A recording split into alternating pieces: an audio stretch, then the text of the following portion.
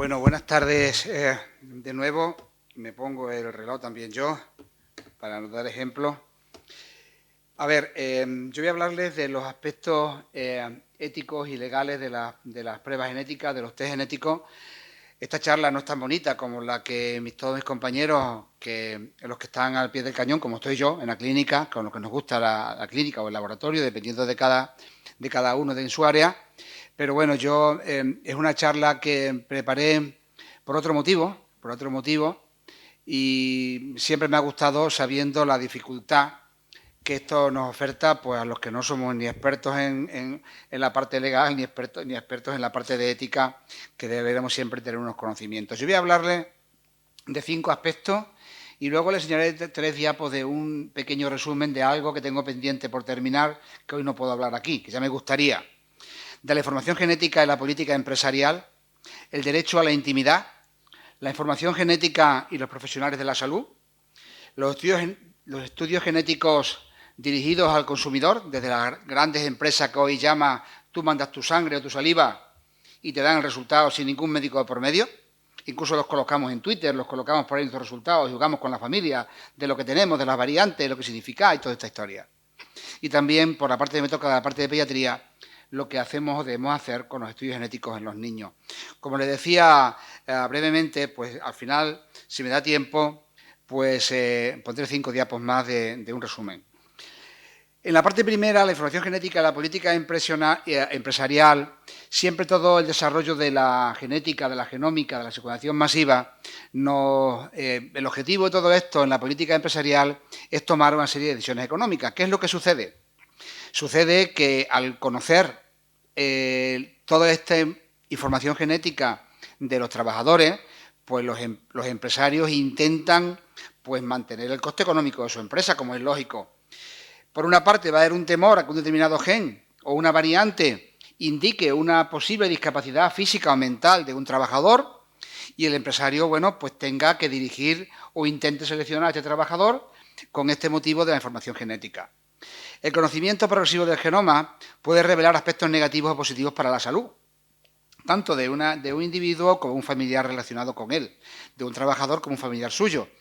Por tanto, podría dar información en relación a su salud, revelando sus puntos fuertes, sus puntos débiles, sus predisposiciones, etcétera. Y también hay que recordar que no tenemos que olvidar que todavía hay factores epigenéticos ambientales que no controlamos en la actualidad y que también pueden influenciar en el desarrollo de ciertas enfermedades. Por tanto, a nivel empresarial, puede haber un conflicto de intereses en relación a lo que plantea el uso laboral del conocimiento de las pruebas de la información genética. Por un lado, tenemos el defender los derechos humanos del trabajador y, por otro, los intereses empresariales, que, como es lógico, el empresario busca la libertad empresarial para la búsqueda del mayor rendimiento laboral, como es entendible. Todo esto origina un conflicto de intereses y todo ello se complica mucho más con lo que ya en las pinceladas que han dado los compañeros que han hablado antes con la secuenciación masiva, por el hecho de que ahora los cambios, como saben, en el material genético, ya las llamadas variantes, que ya nos hablaremos otro día, no sé en qué terminología, o si tendrá el doctor Carbonell hablar algo o no, pero de todas formas lo que sucede es que el significado de una variante puede cambiar con el devenir del tiempo. Igualmente, en la política empresarial tenemos lo que se relaciona con las compañías de seguro. ¿Qué es lo que sucede? Esta medicina predictiva, estos cambios, estas predisposiciones de desarrollar enfermedad, nos va a dar lugar a poder tener un cálculo individual de desarrollar una enfermedad y, por tanto, los seguros de salud van a intentar adecuar sus primas a ello. Esto también muchas veces, o en algunas ocasiones, los seguros de salud podrían no solamente cobrarnos mucho más caro, sino excluirnos de un seguro porque no les interesamos. Fijaros todo lo que deriva de esto y lo que puede indicar también el tener una protección para ello. En segundo lugar, el derecho a la intimidad. Debido a todas estas situaciones, muchas personas podrían preferir, fijaros dónde llegamos, a no querer conocer su información genética completa. Implicaría una renuncia a conocer futuros problemas de riesgo de salud y de calidad de vida. Pero claro, el uso de estos análisis genéticos puede invadir toda la intimidad de nuestro ser, de nuestras personas individuales, y todo esto nosotros queremos conservarlo, mantenerlo alejado de nuestra empresa, mantenerlo para nosotros mismos, que somos los dueños y tenemos nuestro derecho de nuestra formación propia cada uno. El individuo, como es lógico, es libre de poder decidir de cuándo realizarla o de no realizar una prueba y, por tanto, tiene libertad para saber y para no saber. El acceso de hacer o no una prueba genética depende siempre de la voluntad de una persona. Esto es voluntario, de ahí la importancia de los consentimientos informados. El GINA o la GINA es una ley de discriminación, de la no discriminación a la información genética que se promulgó en Estados Unidos en el 2008 y que protege la privacidad individual y la familiar de la información genética.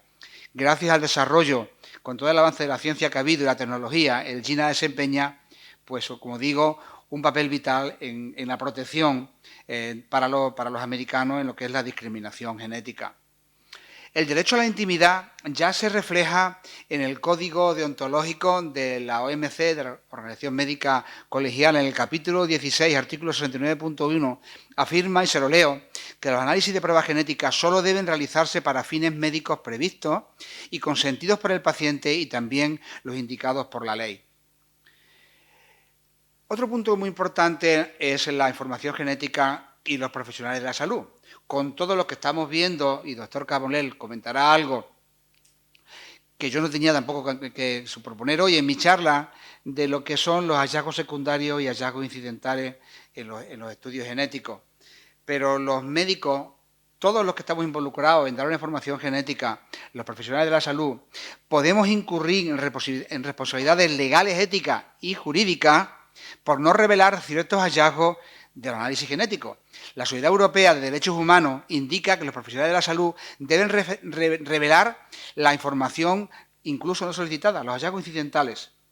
Sobre todo si estos hallazgos se encuentran en pacientes que son indicativos. Estos hallazgos son indicativos de problemas de salud graves para él o su familia. Son variantes patogénicas, probablemente patogénicas, y tienen riesgo de desarrollar una enfermedad grave. Nos pasa, por ejemplo, cuando encontramos pues variantes patogénicas, un gen de cáncer como BRCA1, BRCA2, que puede ser un hallazgo secundario o incidental. Las dos podemos encontrarlo de las dos maneras. Estamos obligados a dar esa información, aunque ese estudio no fuera dirigido, ni mucho menos, ni fuera solicitado, por el cual se hizo el test genético.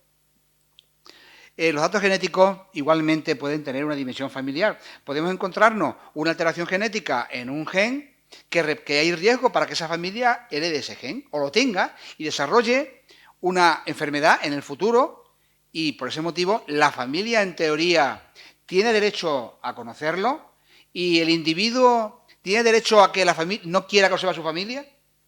Fijaros qué contradicción. Yo les podía contar de una paciente que viene a un consejo genético prenatal porque su abuela, la madre de su padre, tiene un Huntington y el padre no quiere hacerse el test de Huntington porque aún tiene el padre 40 años o 30 y tantos años y no sabe si va a tener Corea de Huntington o no. Y no quiere saberlo y la hija quiere saber si su padre está afecto y total que tuvimos que saltarnos a esa generación, como es lógico, ¿no? O sea, fijaros lo complicado que puede ser esto. Otro aspecto importante son los estudios genéticos dirigidos al consumidor. Mucha gente comparte en las redes sociales información genética personal que ha recibido de compañías directas al consumidor.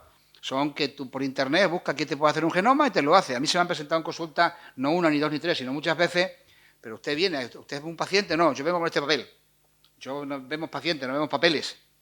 Y se ha hecho por su cuenta un test genético, un genoma, y ahora que se lo interprete o que le diga qué sucede, ¿no? Pero eso no es lo importante. Lo importante es que de este tema es que ellos comparten por las redes sociales, por ejemplo, la compañía recreacional de genética 23andMe proporciona una vía para consumidores para compartir la información genética, y todavía imaginaros que esto se comparte, casi juegan, ¿no? Y realmente yo creo que todo esto lo copiaba yo de una revisión relativamente reciente, que las compañías de test genéticos directos al consumidor deben proporcionar la información genética personal y una guía para los consumidores. Y nos ponía el ejemplo de los bancos. ¿No le dan a ustedes los bancos una cuenta corriente y unos códigos y ustedes enseñan a protegerlo? Pues igual tiene que aprender usted a proteger su información genética. Exactamente igual. Les decía que por la parte que me tocaba, quería comentar unas pinceladas en lo que sucede en pediatría, en los estudios genéticos en niños. Recordar que tenemos estudios genéticos diagnósticos, que son estudios que vamos a realizar en un individuo que en teoría es un paciente, que presenta síntomas de una enfermedad, pero luego tenemos estudios genéticos tanto predictivos, es decir, estudios de susceptibilidad, que se realizan en un paciente que está asintomático y existe la posibilidad de que tenga síntomas en un futuro, de que tenga enferme. Por ejemplo, el riesgo de cáncer hereditario. Que uno tenga una variante patogénica en un gen de cáncer no significa siempre que vaya a tener ese cáncer. Existe un riesgo a que desarrolle ese cáncer. Por otra parte, tenemos estudios presintomáticos. Igualmente, son estudios que se realizan en un paciente que está asintomático, pero ese paciente va a desarrollar la enfermedad en un futuro. Por ejemplo, la enfermedad de presentación tardía en el adulto, como el Corea de Huntington, por ejemplo, ¿no? Y luego tenemos también los estudios de portadores, mal llamados portadores, de heterocigoto, que son los que se aplican a enfermedades autosómicas recesivas o ligadas al sexo, en el cual los individuos heterocigotos pues son sanos, pero tienen el riesgo de, si contraen o tienen una pareja, o si es ligada al X, en este caso, desarrollar hijos que estén afectos en su descendencia. En cuanto a los estudios genéticos predictivos en niños, en cuanto tenemos a los estudios predictivos, recordar que es un resultado probabilístico, que no tiene por qué desarrollarlo. Son habitualmente enfermedades multifactoriales o que tienen penetrancia incompleta. Por ejemplo, la miocardiopatía hipertrófica familiar. Hay genes de miocardiopatía que, bueno, pues estos pacientes pueden desarrollarla, habitualmente tienen penetración incompleta y alguna presentación tardía en el adulto también, y pueden desarrollarla o no pueden desarrollarla, o también el cáncer de mama hereditario, o el Alzheimer, o otras, ¿no? En cuanto al asintomático, en cuanto a ejemplos seleccionados de enfermedades susceptibles de diagnóstico genético asintomático, son enfermedades que habitualmente son dominantes, autosómicas dominantes, y que tienen penetrancia completa, como el Corea de Huntington o el riñón poliquístico del adulto, que saben ustedes pues que también habitualmente, aunque el riñón poliquístico es muy variopinto, ya saben que es una enfermedad dominante y que en algunos casos incluso da síntomas prenatales o en la infancia o en la adolescencia, aunque lo habitual es que dé la cara a partir de los 30, de la década de los 30, ¿no? Y la poliposis cólica familiar igual. En cuanto a los estudios genéticos predictivos, por ejemplo, el Corea de Huntington, a día de hoy no se recomienda la realización de estudios genéticos de Huntington en menores de edad. Todo esto en pediatría tiene cierta dificultad, sobre todo, y lo veremos un poquito más adelante, por el hecho de cuando un niño tiene capacidad de decisión, de información completa, de comprensión y decisión. Por tanto, los estudios presintomáticos y predictivos en niños tenemos tres posibles escenarios. Uno, enfermedades de inicio en la edad adulta. Otro, enfermedades infantiles que son prevenibles o tratables. Y otro, enfermedades infantiles que no son prevenibles o intratables. En el primer escenario, como hablábamos del Corea de Huntington, por ejemplo, estudios genéticos presintomáticos o predictivos de enfermedades de inicio en la edad adulta, solo se acepta realizar estudios en menores y se pueden aplicar acciones preventivas durante la infancia o la adolescencia. En caso contrario, estos estudios deberán retrasarse hasta que ese niño tenga la madurez suficiente y competencia necesaria para ser capaz de decidir, y con todo lo que ello implica. Esto ya en la Sociedad Europea de Genética Humana del 2009, como ven esa cita, que es un poco antigua, pero no ha cambiado, se ha mantenido en el tiempo. En cuanto al segundo escenario, estudios genéticos presintomáticos y predictivos en niños de enfermedades de inicio en la edad infantil y que son susceptibles de tratamiento o prevenibles, evidentemente son recomendables. Hay que hacerlo.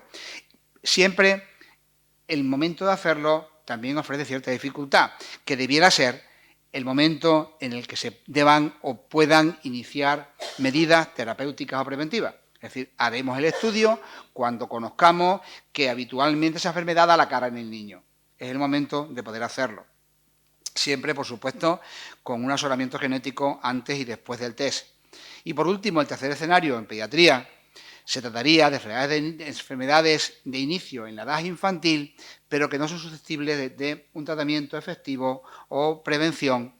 Y, por tanto, los beneficios como riesgos, pues ninguno prevalece sobre otro. Y solo pueden considerarse si tienen un claro beneficio psicológico y social para el niño y o su familia. Por tanto, las enfermedades infantiles no prevenibles ni tratables, en general, no se deben realizar estos estudios, solo en casos seleccionados individuales.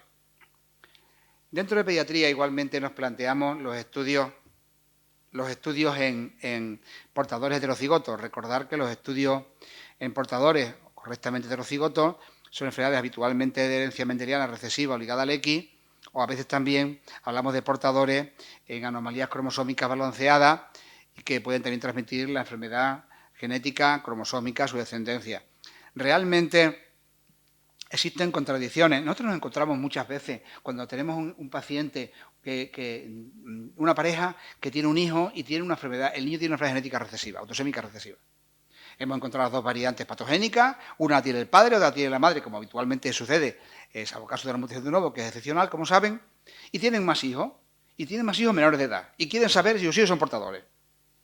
Y quieren saberlo a toda costa, y te cuesta, a veces, y los que estamos al pie del cañón lo sabéis, te cuesta decirle, mire usted, no está indicado porque no tiene ninguna medida beneficiosa para su hijo, solo para usted, para su tranquilidad, y no tiene por qué estar ahí tranquilo porque su hijo no va a tener ningún síntoma. Cuando él tenga 16 años lo decida, si quiere hacerlo o no quiere hacerlo. También aquí les pongo esta diapo del año pasado, en el cual, bueno, pues estuvimos viendo es una recomendación del Colegio Americano de Genética acerca de los estudios que se hacen preconcepcionales hoy día en Estados Unidos.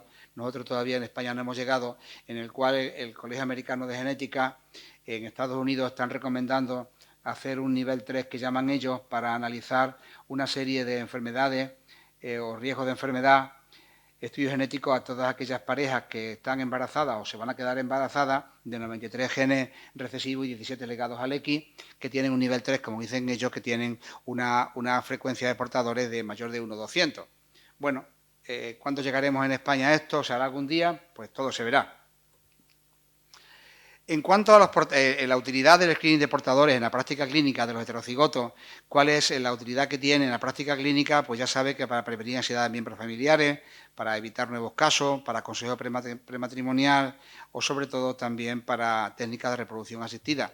En niños, el estudio de portador no proporciona beneficios médicos al individuo, altera el derecho de su privacidad. El realizarlo a edades tempranas puede alterar preocupaciones tanto al niño como a su familia, distorsionar su percepción del mismo, incluso mala comprensión por el público en general.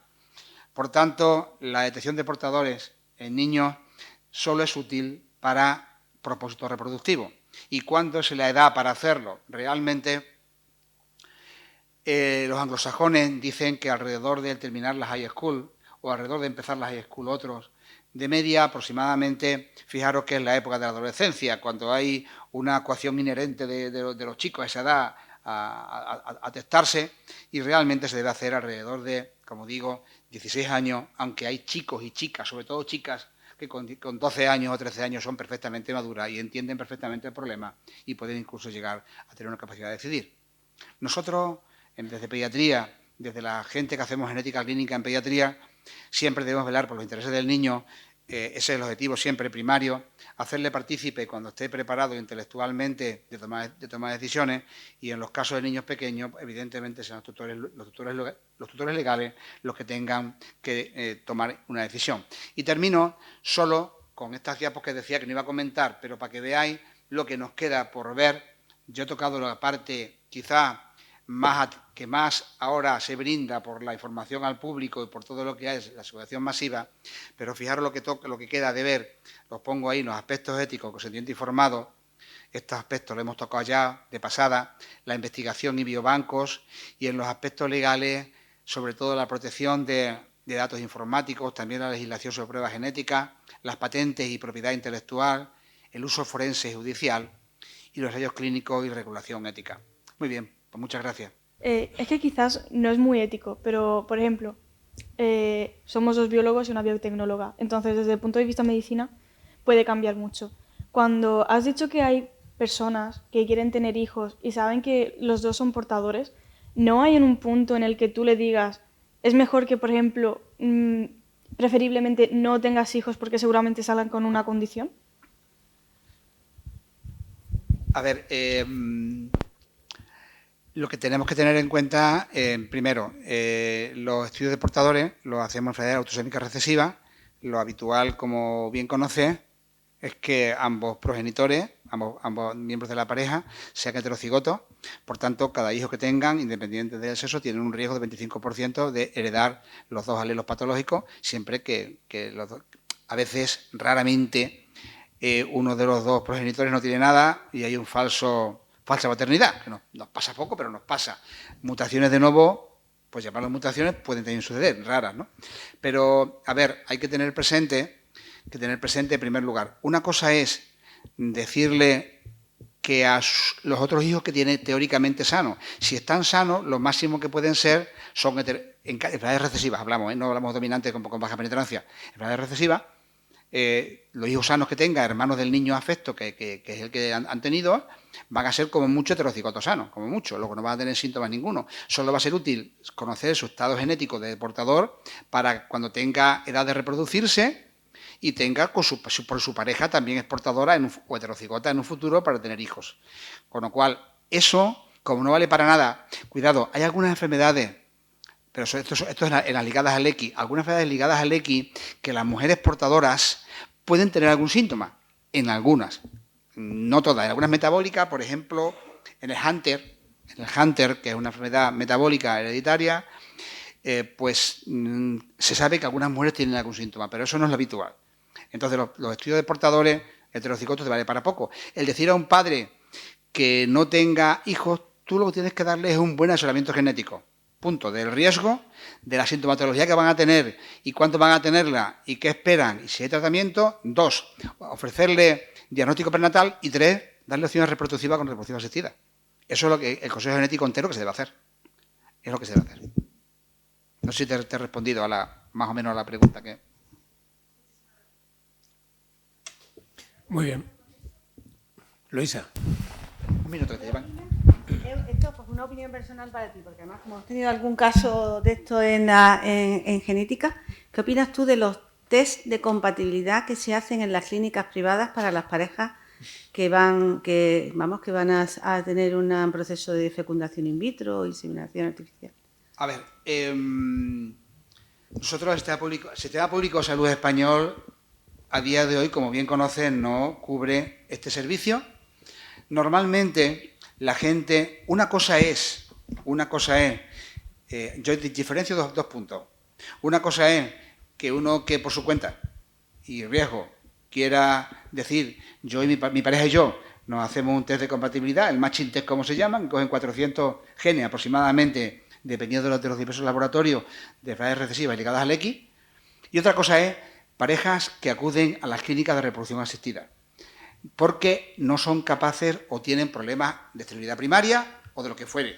Entonces, claro, si una pareja tiene esterilidad primaria, no tiene una causa definida, ni hay una oligospermia, ni hay nada a nivel de aparato genital femenino que dé en la causa de infertilidad, yo creo que es diferente a que uno se lo haga en ese tipo de personas, una vez que no tienen un diagnóstico ni nada, que busquen todas las opciones para ver si hay algún problema.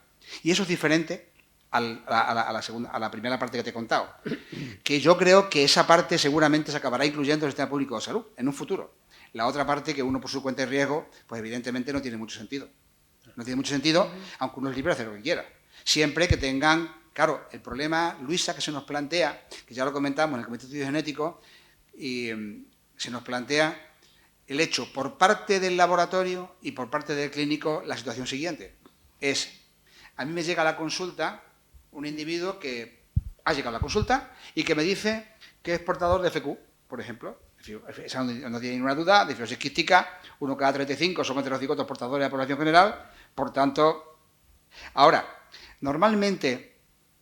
suelen ser esos que te llegan, pero te puede llegar un paciente que llega con una enfermedad recesiva, portador, porque se lo han hecho.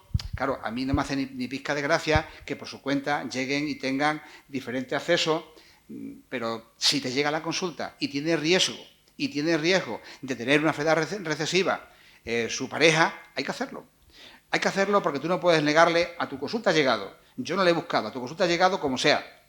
Y ha llegado y tienes que ofrecerle a su pareja porque es mejor prevenir una enfermedad en un futuro nacido de 25%, con riesgo de 25%, que no prevenirla. Eso es evidente. Pero es diferente, como digo, la forma de llegada. Desde personas que tienen con problemas de reproducción a gente que se lo hace por su cuenta de riesgo y que te llegan de las dos maneras. Pero no hay nada, Luisa, a nivel legal, ni nada tampoco en algo tan complejo como ese tema, que es difícil y opiniones diferentes, por supuesto. Gracias. Buenos días. Pues quería agradecer a INUVE la organización de esta jornada y por poder un poco contaros lo que hacemos en el laboratorio de genética y dar también algunas pinceladas, sobre todo en base a las pruebas que ahora son más demandadas de NGS, de secuenciación masiva, y dar también algunas pinceladas del consentimiento informado en relación con estas pruebas.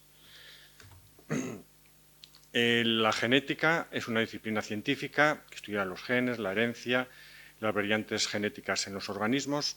Constituye una herramienta fundamental en el ámbito de la salud pública al permitir comprender los mecanismos moleculares que subyacen en numerosas enfermedades, lo cual pues, hace que sea un pilar fundamental en la medicina personalizada de precisión, de la cual ya se ha comentado algunas cosas, ya que utiliza el perfil genético único en cada individuo para guiar decisiones de prevención, diagnóstico y tratamiento. Hemos pasado en el laboratorio de genética por dos fases. Una primera fase ya hace hace bastantes años, en la cual pues, las pruebas que teníamos iban dirigidas a testar en determinadas regiones o determinadas variantes conocidas que sabíamos que eran patogénicas y era un poco ir a buscarlas, ¿no? Eran estudios dirigidos que se basaban pues, en PCRs, en secuenciación Sanger, estudios de hibridación in situ, etcétera. Las cosas empezaron a cambiar a partir del año 2001. Se publica la secuencia del genoma humano de forma simultánea en Nature y Science y a partir de este momento, ya sabiendo cuál es la secuencia de referencia del genoma humano, pues empiezan a desarrollar estudios que ya tienen otro tipo de aplicación en cuanto que son estudios genómicos. Ya no vamos a una región en concreta, sino que vamos a ver un poco el panorama con distintas resoluciones de lo que ocurre en el genoma del paciente. Primero se desarrollaron estudios de tipo array-CGH, que servían tenían una resolución muy superior a la de un cariotipo, pero estamos hablando de una resolución de lecciones, duplicaciones, lo que llamamos CNVs, de al menos generalmente a partir de 20.000 bases o por ahí. Son segmentos grandes los que detecta. Luego, posteriormente, se empezaron a desarrollar tecnología de secuenciación masiva, en la cual pues ya podemos detectar nucleótidos de forma individual y que además incluye la detección de CNVs, como veremos. Lo primero que hacemos en el laboratorio es una cosa que llamamos preparar las librerías, que es simplemente seleccionar las regiones que queremos estudiar dentro de la secuenciación masiva. Normalmente nosotros ahora hacemos estudios de exoma completo. El exoma clínico lo hemos eliminado porque ya no tenía mucho sentido en cuanto que los precios son similares y realmente las coberturas del exoma completo ya son equivalentes a las del exoma clínico, con lo cual no tiene mucho sentido y ya hace unos años que solo hacemos exoma completo. Realmente capturamos con sondas todos los exones de aproximadamente algo más de 20.000 genes y luego, pues, bueno, en el laboratorio disponemos de dos tipos de tecnología, Illumina, que fue un poco de las pioneras en el desarrollo de estas tecnologías, y MGI, que es una empresa más reciente, en los cuales, bueno, pues desde la realización de las librerías se amplifica la señal de diferentes formas y se realiza la secuenciación sobre una plataforma que realmente lo que estamos haciendo es generar unas secuencias cortas. Nosotros en nuestro laboratorio trabajamos con secuencias de 150 nucleótidos, que es lo más habitual. Hay laboratorios que trabajan con secuencias más cortas, pero bueno, nosotros queremos que esta es la más adecuada. Y consiste, pues bueno, se va haciendo una secuencia, se va generando una secuencia con unos nucleótidos que están marcados con un fluorocromo y el aparato pues los va leyendo y se van creando miles de secuencias cortas que luego hay que tratar informáticamente. Eso sería el análisis secundario, en los cuales pues, todas esas secuencias cortas, que son miles de secuencias cortas que se han generado en el secuenciador, pues las tratamos para alinearlas con la secuencia de referencia al genoma humano. Las vamos como colocando en su sitio, ¿no? Estaría representado pues, por esto de aquí, que son estas barritas de colores. Cada barrita pues, sería una secuencia de 150 nucleótidos. Entonces, una vez que tenemos el genoma de referencia del paciente, lo comparamos con el genoma de referencia humano y vemos las diferencias. y pues hacemos un listado de diferencias. Estas diferencias, estamos hablando que en una exoma son de 100.000 diferencias, hay 100.000 bases, 100.000 variantes. Lo cual pues, genera pues, un proceso que es complejo, que es el análisis terciario. Para el análisis terciario depende mucho de cuántas variantes hayamos obtenido. Aquí veo, en este gráfico, pues pongo un poco pues, a nivel de un panel, por ejemplo, el panel que estamos haciendo de cáncer familiar, que son unos 100 genes, pues obtenemos unas poquitas variantes, pero en un exoma completo o en un genoma pues obtienen muchísimas variantes que luego hay que analizar y tratar informáticamente. Aquí está el cuello de botella. Este es realmente lo que marca lo que cuesta hacer a día de hoy o lo que supone hacer un estudio genético. Ya no es una cuestión tecnológica, porque ya eso está superado hoy en día, es una cuestión de facultativo, de horas que tiene que dedicar a hacer un análisis de un caso, a hacer un filtrado y a hacer un estudio de una serie de variantes que son candidatas a ser la causa del fenotipo del paciente.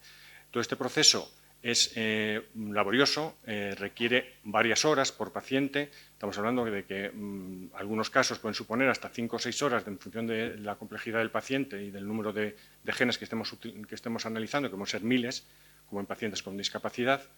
Y entonces, bueno, pues primero hacemos un filtrado en función pues, de los bases de datos poblacionales, de clasificación de pacientes, que ya muchas están clasificadas como benignas, predictores, modo de herencia, etcétera. Y luego hacemos en un grupo que queda ya de variantes, 20, 25 variantes, puede ser un estudio de discapacidad, pues ya según hacemos una clasificación en función de la recomendación del Colegio Americano para ya ver si alguna de ellas puede ser la causa del fenotipo del paciente y elaborar un informe clínico. Esto es un trabajo laborioso y complejo, hay que revisar bibliografía, hay que dedicarle tiempo. Esta es una de las plataformas que estamos utilizando ahora, en la cual bueno, pues nos ayuda al filtrado, nos ayuda a hacer la clasificación, pero realmente el trabajo lo seguimos haciendo nosotros, los facultativos. Esto es una ayuda. Como he dicho, los estudios de NGS no solo detectan variantes de un nucleótido, sino que también pueden detectar CNVs al igual que los arrays. Esto se basa pues, en que bueno, pues, con profundidades altas que trabajamos en los exomas, pues podemos hacer un estudio de normalización, un estudio estadístico y ver si hay zonas que están menos representadas o más representadas, lo cual son indicios de que hay una duplicación o una deleción. Estos serían estas imágenes con las dos plataformas que tenemos ahora, pues como se vería una deleción en la parte de abajo muy pequeña, que incluye solo varios exones de un gen, y en la parte de arriba otra deleción más grande que incluye varios genes. Hay que decir que la sensibilidad que tiene la NGS es muy superior a la de los arrays, porque se pueden ver cosas muchísimo más pequeñas, ¿no? En este caso, por ejemplo, estas dos CNVs, incluso la que tiene varios genes, no era detectada con los arrays, con lo cual tenemos una sensibilidad muy alta. Y de hecho, pues tarde o temprano terminarán sustituyendo como gold estándar a los arrays, que ahora mismo es la técnica gold estándar, pero realmente ya se están haciendo mejoras en los somas y bueno, ya en los genomas será cuando se sustituya definitivamente a los arrays para la detección de CNVs. Simplemente decir el concepto de cobertura y profundidad, la NGS produce más errores, con lo cual hay que trabajar siempre con profundidad mínima de 20, eso significa que cada nucleótido se lee como mínimo 20 veces. Nosotros trabajamos de media alrededor de unas 200, de 200 por, o sea que leemos cada base de media unas 200 veces. Y la cobertura lo que significa es el porcentaje de la región de interés que estamos cubriendo con al menos 20 por de profundidad. Normalmente los exomas completos que estamos haciendo tienen unas coberturas muy altas de alrededor del 98%. El exoma, por lo tanto, analiza los exones, que es una parte muy pequeña del genoma, pero es donde se concentran el 85% de las mutaciones patogénicas conocidas. Y resalto lo de conocidas. Es la opción en que se suele utilizar en la realidad, es lo que se utiliza hoy en día en la rutina clínica habitualmente.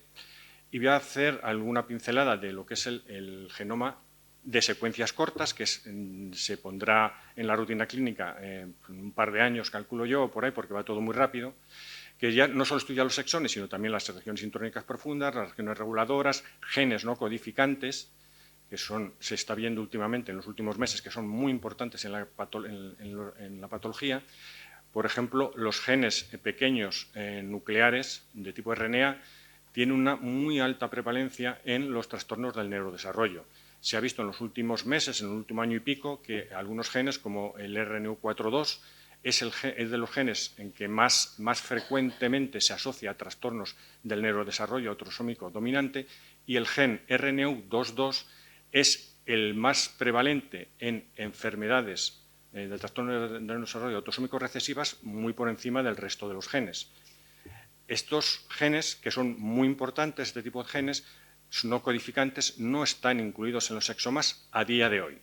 Sin embargo, ahora mismo, por ejemplo, en nuestro laboratorio estamos haciendo una mejora en el exoma que estamos ofreciendo para que estén incluidos estos genes, que ya lo estamos poniendo en marcha ahora, y este tipo de genes no codificantes, regiones sintrónicas profundas conocidas, pues ya estén incluidas y aumentemos la capacidad diagnóstica del exoma que estamos ofreciendo.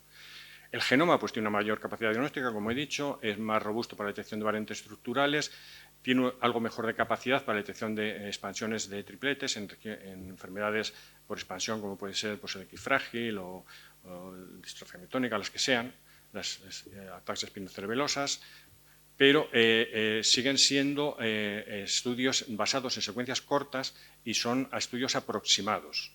Para hacer un estudio de este tipo de patologías se requieren estudios concretos que valoren de forma exacta esas repeticiones, que no es el exoma ni el genoma de secuencias cortas. Desventajas: tiene un coste económico mayor que el exoma. El genoma requiere una mayor infraestructura porque se producen una cantidad muy superior de datos que hay que almacenar y también es más complejo de interpretar. Y después, abajo, no sé si se ve, el genoma de secuencias largas, que tardará un poquito más en llegar, pero ya va a ser una de las pruebas definitivas que vamos a tener en genética, porque ya las secuencias largas, ya no estamos hablando de trabajar con 150 pares de bases, sino con miles de pares de bases, y con este tipo de secuencias se pueden estudiar de forma muy concisa, muy exacta, tanto las expansiones como genes que tengan una alta homología con pseudogenes, regiones complejas y demás. O sea que van a ser, digamos, cuando se pongan en la rutina, que todavía le falta algo de tiempo, van a ser una de las pruebas, yo creo que va a ser más o menos definitivas, en las que van a perdurar en el tiempo. En la cartera de servicio, pues voy a hacer un poco resumido, voy a dar unas pinceladas. Nosotros a día de hoy somos el único laboratorio que hay en Extremadura que trabaja en todas las áreas de la genética clínica. Es decir, trabajamos en el área de la genética prenatal, postnatal y en la oncohematología.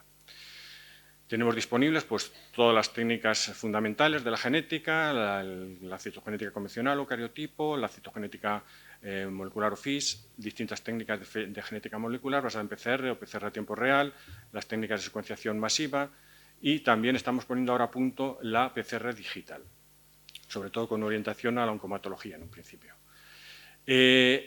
Como veis en ese gráfico, las pruebas en los últimos 10 años han crecido de forma muy importante, prácticamente se han cuadriplicado, y sobre todo en los últimos años este incremento se ha producido en pruebas que son muy complejas, como son las pruebas genómicas. Con lo cual, bueno, ahora mismo estamos con problemas de personal, estamos trabajando en este momento 4 facultativos, que es una plantilla insuficiente para abordar el trabajo que realmente nos está llegando, y necesitamos, como mínimo, necesitaríamos ser 6 facultativos y bueno, a ver si a corto plazo este problema se soluciona. En la genética prenatal, pues no voy a leerlo, simplemente decir que trabajamos con toda la comunidad de extremeña, la mayoría. Se hacen pruebas de citogenética básica de tipo cariotipo, pruebas moleculares rápidas, genómicas, en líquido amniótico, en velocidad corial y en restos abortivos. La oncomatología pues, se da servicio al área de salud, a los áreas de salud de la provincia de Badajoz, y también tiene todas las pruebas, desde las pruebas básicas hasta las pruebas de secuenciación masiva. Aquí es importante los estudios de validación in situ para ver los ordenamientos de anomalías numéricas, que son fundamentales en el diagnóstico y en el seguimiento de los pacientes. Y en los últimos meses, en el último año para acá, pues ya hemos empezado a trabajar ya con NGS en neoplasias mieloides y linfoides. A nivel de cáncer familiar tenemos un panel de genes de riesgo de cáncer familiar de unos 100 genes, y también hacemos los estudios familiares mediante Sanger de los pacientes, de los familiares de los casos positivos.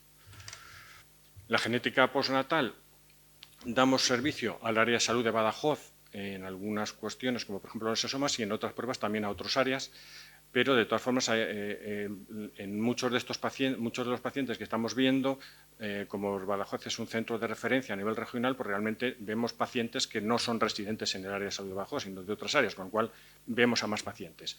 Pero realmente son las del área de salud de Badajoz, de las consultas de la salud de Badajoz, los que estamos atendiendo en los exomas. Realizamos todo tipo de estudios también, de estudios básicos, carotipos en las parejas con infertilidad, distintos estudios moleculares, como pone ahí, y estudios genómicos, distintos tipos de array. Estamos haciendo el exoma, ya estamos planteando el exoma completo para la mayoría de las patologías de causa genética, salvo raras excepciones, no nos planteamos secuenciar un gen concreto, sino que es más coste eficiente hacer un exoma y después analizar sea un gen, sean varios genes o sean miles de genes que seleccionamos dentro del exoma completo. Y lo que he comentado, que estamos poniendo en marcha un exoma mejorado en este momento. También tienen un peso muy importante en el laboratorio, que cada vez es mayor, el reanálisis de los casos, porque primero se van actualizando los paneles, se van añadiendo genes permanentemente y también podemos reclasificar las variantes que hemos puesto como de significado incierto y las podemos igual reclasificar a probablemente patogénicas en función de las nuevas evidencias que van apareciendo. Y este es un trabajo que, al ir aumentando el número de pacientes que vamos estudiando, pues cada vez tiene más peso y requiere más tiempo. En la petición electrónica pues hemos hecho un poco los principales fenotipos a la hora de solicitar un exoma para que un poco recoger lo que queremos que puede ser más frecuente. De todas formas, hay una prueba que se llama exoma completo, que si no cuadra un poco con lo que le pasa a nuestro paciente, en lo que está recogido en la petición electrónica, pues se solicita directamente exoma completo y se especifica el fenotipo, la causa, lo que se quiere estudiar, lo que se sospecha, la causa, la enfermedad, y nosotros hacemos una selección de los genes que creemos que son los adecuados para estudiar en el paciente. En cuanto al consentimiento informado, bueno, pues es un proceso ético y legal que es obligatorio y garantiza que el paciente comprenda los alcances, limitaciones, riesgos de la prueba antes de realizarse la extracción, antes de hacerse la prueba. En los casos de estudios genómicos este proceso es muy complejo porque hay que hacerle entender al paciente de una forma sencilla pues en qué consiste este tipo de estudios, que no es fácil. Cuál es el objetivo, la naturaleza de la prueba, las limitaciones que tiene, todas las cuestiones de privacidad, confidencialidad, que la participación es voluntaria y pueden rechazar a posteriori el saber la información, las revisiones y los reanálisis que se pueden ir haciendo con el tiempo.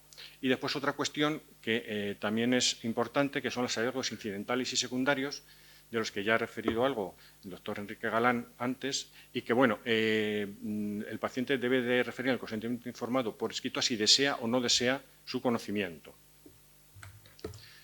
Los hallazgos secundarios, para definirlos así brevemente, son aquellos que se buscan activamente, si el paciente lo solicita en el consentimiento informado, que es un grupo de 84 genes que se recogen en las guías del Colegio Americano, en la última guía del Colegio Americano, y cuyas variantes patogénicas, solo se informan variantes patogénicas o probablemente patogénicas, en las que se asocian a la participación de ciertos tipos de cáncer, enfermedades cardiovasculares o enfermedades metabólicas. Los hallazgos incidentales es distinto porque no se va a buscarlos, sino que se detectan de forma casual asociándose a patologías o a fenotipos que no son relacionados con el motivo por el que se realiza el estudio, pero que pueden tener implicaciones en otros ámbitos de la salud. Por ejemplo, el ver una variante patogénica en un BRCA1 o BRCA2 que está en un panel de trastorno del neurodesarrollo como con herencia autosómico recesiva, pero al ver una patogénica, aunque solo esté en heterocigosis, ya tiene riesgo de cáncer familiar, con lo cual pues este sería un hallazgo incidental. A nivel de la edad pediátrica, como ha comentado Enrique Galán, pues es un tema complejo el de este tipo de estudios en el sentido del que el consentimiento informado. En la legislación española se hace un poco la diferenciación entre menores de 12 años donde no tienen capacidad de decisión y el consentimiento lo tiene que firmar el tutor legal y las tomas de decisiones también las realiza él, y el menor que se considere en la consulta que es suficientemente maduro y que esté entre 12 y 15 años, que pueda participar de una forma más activa en el consentimiento informado y firmarlo junto a sus padres, si fuera necesario.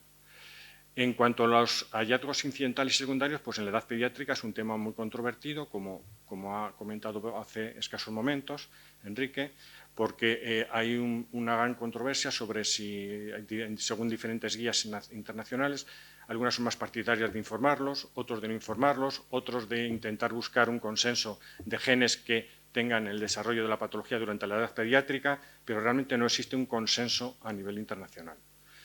El consentimiento informado podría simplemente decir que está disponible en el área de consentimientos protocolos y en este momento estamos poniendo en marcha 2 nuevos consentimientos informados para los estudios genómicos relacionados con el ámbito postnatal y prenatal.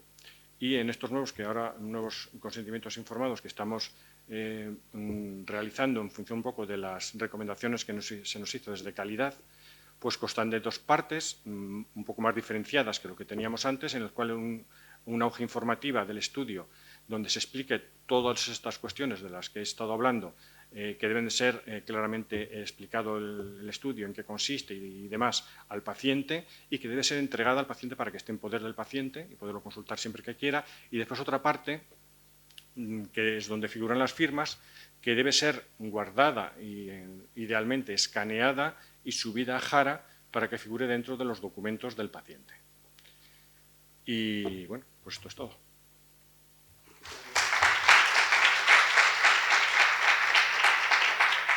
Muchas veces los clínicos no somos conscientes de todo el trabajo que hay detrás de un informe genético y de que solo disponemos de 4 genetistas para cubrir todo el área sanitaria y de todas las muestras que se hacen. Y mi duda es, yo como clínica, si pido, imaginemos, un exoma, ¿en qué tiempo aproximadamente tendría yo resultado para transmitirle esa información a mi paciente, visto de la falta de personal que tiene y la implicación que eso tiene?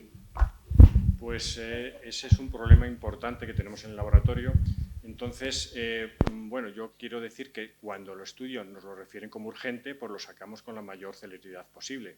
De hecho, pues hace poco en una deficiencia combinada severa, pues se ha sacado el resultado en 15 días. O sea, que cuando es urgente se saca lo antes posible. Pero el problema es que tenemos falta de personal. Hemos ido acumulando retrasos en estos últimos años y ahora mismo tenemos un retraso muy importante, de más de 1 año. Podemos llegar incluso hasta cerca de los 2 años de retraso en estudios no urgentes, salvo que nos lo soliciten por algún motivo y les intentamos sacar de la mejor manera posible. Pero es el problema más importante que ahora tenemos en el laboratorio, el importante retraso que tenemos para dar resultados porque no damos abasto.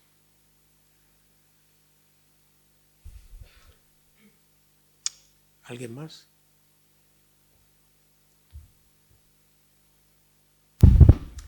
Gracias, José María, por la charla. Creo que ha sido muy ilustrativa de los problemas que se pueden tener en este área de salud, en otro área de salud, en otra comunidad, donde desde lo público intentemos abordar algo tan grande como puede ser el genoma dentro de la medicina personalizada. Y todavía falta la charla de Adrián, que nosotros no la hacemos porque lo hace farmacogenética, que eso ya queda aparte.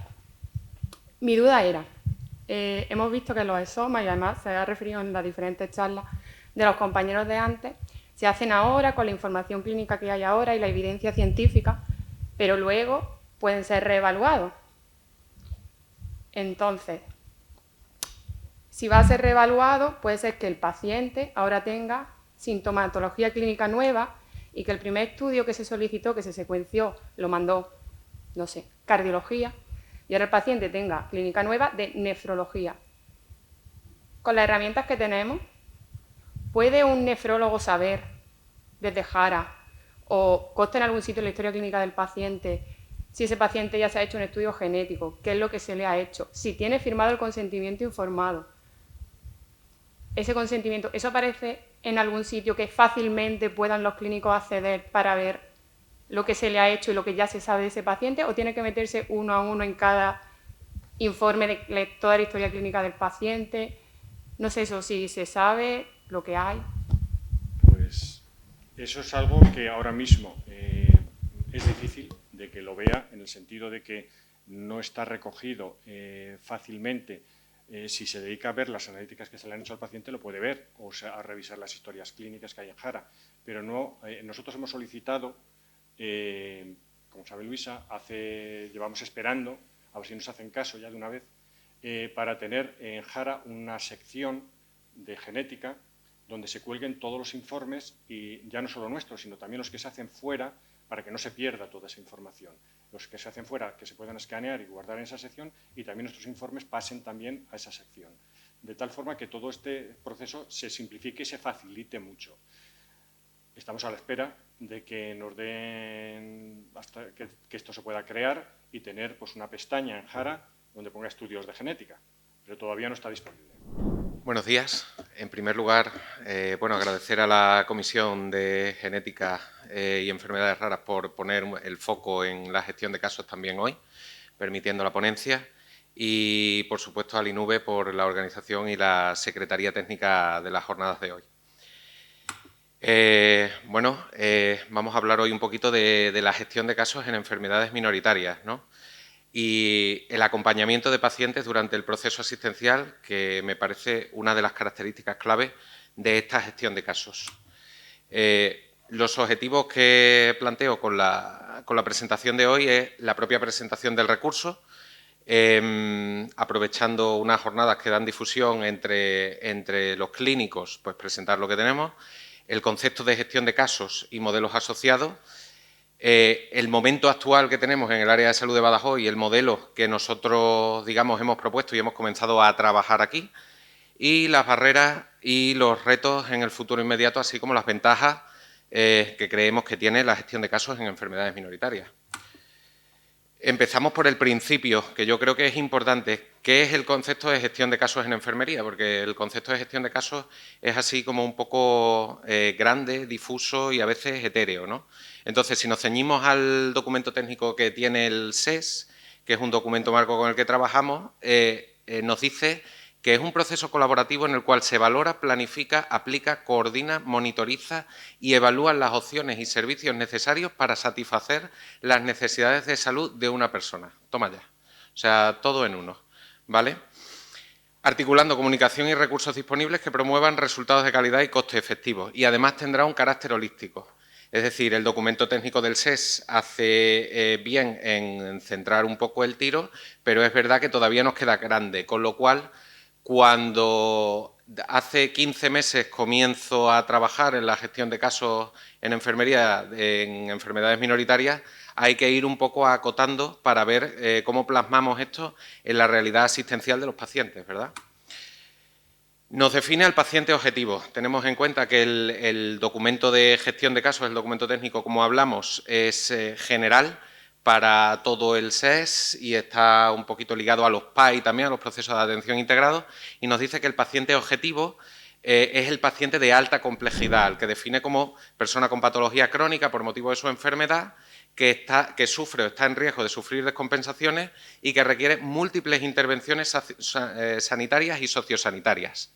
Con lo cual, ya vamos definiendo que el paciente diana que nos ocupa en la gestión de casos en enfermedades raras o minoritarias va a ser ese paciente de alta complejidad debido a una de estas enfermedades, ¿vale? No todo paciente que tenga una enfermedad minoritaria tiene que ser necesariamente de alta complejidad, pero como hay muchas enfermedades minoritarias, pues evidentemente son altas, como decía el doctor Pizierro en su presentación y también la doctora Torres, pues son altamente incapacitantes, generan mucha patología asociada de forma general.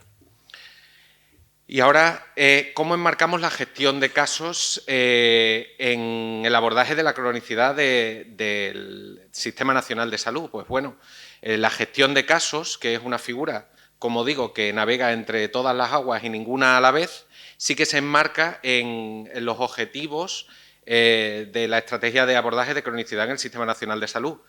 En el objetivo 9, recomendación 47, nos dice que mejorar la transición del paciente en edad pediátrica con enfermedad crónica a la consulta de adultos, flexibilizando e individualizando el límite de edad en el que se realiza esta transición, es uno de los objetivos. Y también, como se decía en presentaciones anteriores, es una de las cosas que estamos trabajando. Los pacientes, una consulta de transferencia o de transición, digamos que si nos remitimos al libro, estaría preparada para los pacientes de entre 16 y 18 años aproximadamente, pero esa no es la realidad del sistema de salud ahora mismo, y el paciente crónico complejo con una enfermedad minoritaria que se diagnostica en pediatría, pues muchas veces se queda más tiempo que esos 18 años en pediatría. Potenciar los mecanismos de coordinación entre los profesionales del sistema sanitario y los profesionales de los servicios sociales. Aquí también es donde la gestión de casos, como hilo conductor entre los diferentes estamentos que forman parte de la atención multidisciplinar del paciente con enfermedades minoritarias, entran en juego. Tenemos también, dentro del objetivo 11, la recomendación de implantar planes individualizados de atención adaptados a las necesidades, valores, deseos y preferencias del paciente, procurando el seguimiento y evaluación de los mismos. También bastante completo y, de nuevo, la gestión de casos se enmarcaría en tratar de hacer un compendio cuando se refiere a lo que es la atención y los cuidados a este paciente, digamos, ser una figura de referencia que conozca los diferentes aspectos, ¿vale? Porque sí que es cierto que en este sentido la medicina es una realidad, se compartimenta mucho y está muy especializada, y la figura de gestión de casos desde el punto de vista de la enfermería, que es más general, nos puede ayudar a implantar esos planes individualizados de cuidados y esos informes de continuidad de cuidados que reflejen las necesidades de cuidados del paciente y que comprendan los diferentes problemas enmarcados en diferentes especialidades. Potenciar la gestión de casos en la atención a pacientes con enfermedades crónicas complejas, este objetivo lo dice todo, y definir las competencias necesarias de los profesionales sanitarios y fomentar las actividades formativas iniciales y de formación continuada en la atención a pacientes con enfermedades crónicas. Se hablaba en presentaciones anteriores también de esas necesidades de formación en enfermedades minoritarias por parte de los facultativos. Imaginaros también cuáles son esas necesidades, evidentemente, en los profesionales de enfermería, y la necesidad de definir las competencias necesarias en cuanto a la gestión de casos, como veremos más adelante, porque la gestión de casos o enfermería de práctica avanzada no tiene un marco nacional regulado y mucho menos local, ¿de acuerdo? Entonces, la gestión de casos se enfoca sin un mínimo de competencia. Eso es bueno y malo. Bueno porque se puede personalizar, pero malo porque con competencias difusas es difícil enmarcar la figura y determinar los límites. ¿Qué características y competencias serían recomendables para los profesionales de enfermería involucrados en la gestión de casos? Hay muchas publicaciones que hablan de esto, pero esto también es un poco cosecha propia después de mi experiencia, ¿no? Un enfoque holístico es muy importante. Las enfermedades minoritarias lo que comparten es una baja tasa de incidencia y ya está, pero pueden no parecerse unas con otras. Conocimiento sobre las patologías o grupos de patologías de la población diana con la que se trabaja, volvemos a lo mismo. Si se quiere gestionar casos en enfermedades minoritarias, hay que formarse mucho en cuanto a conocimiento de los diferentes grupos de patologías, manejo de técnicas y patrones de anamnesis, y esto es importante también porque si es preciso hacer seguimientos y comprender cuáles son las dudas o la evolución de pacientes que en muchos casos son muy expertos en sus condiciones clínicas, porque son pacientes muy únicos, tenemos que saber qué esperar, qué preguntarles y entender qué es lo que nos están diciendo para saber, digamos, identificar signos de alarma o poder transmitir cosas que nos llamen la atención a los diferentes facultativos implicados en la atención multidisciplinar. Una escucha activa es también muy importante. Los pacientes muchas veces simplemente lo que necesitan es ser escuchados y en el servicio de salud actualmente, por el ritmo y el nivel de trabajo que llevamos todos los profesionales, no podemos dedicarle a veces el tiempo que nos gustaría, y la escucha activa la agradecen mucho los pacientes cuando se la podemos ofrecer desde la gestión de casos por esta flexibilidad que ofrece la figura. Empatía con el paciente y su familia respecto al afrontamiento de la entidad clínica padecida, ¿vale? También tenemos que tener en cuenta que las entidades clínicas padecidas no son afrontadas iguales por todos los pacientes. Podemos tener dos pacientes con la misma entidad clínica y no parecerse en nada uno al otro, en sentido de que la complejidad clínica puede ser la misma, pero la complejidad clínica sentida puede no ser la misma, con lo cual un paciente va a demandar cosas distintas al otro. De hecho, en la consulta de enfermedades minoritarias hay hermanos con el mismo diagnóstico que se comportan completamente diferentes en cuanto al enfoque de su patología. Conocimiento de los servicios implicados en la atención al paciente, porque un gestor tiene que saber con quién hablar o qué tecla tocar a la hora de intentar ser útil para el paciente, que es la finalidad, al fin y al cabo, de todos los profesionales del sistema sanitario y del gestor de casos particularmente. Dominio de los procesos de operativización que integran la atención sanitaria. Aquí estamos hablando de que es necesario que un gestor de casos conozca cómo funcionan las pruebas, cómo funcionan las derivaciones, cómo funcionan las solicitudes, cómo funcionan los sistemas de información. Y eso me lleva al siguiente punto, ¿no? Conocimiento amplio de los sistemas de información y de la historia clínica para la correcta gestión de recursos.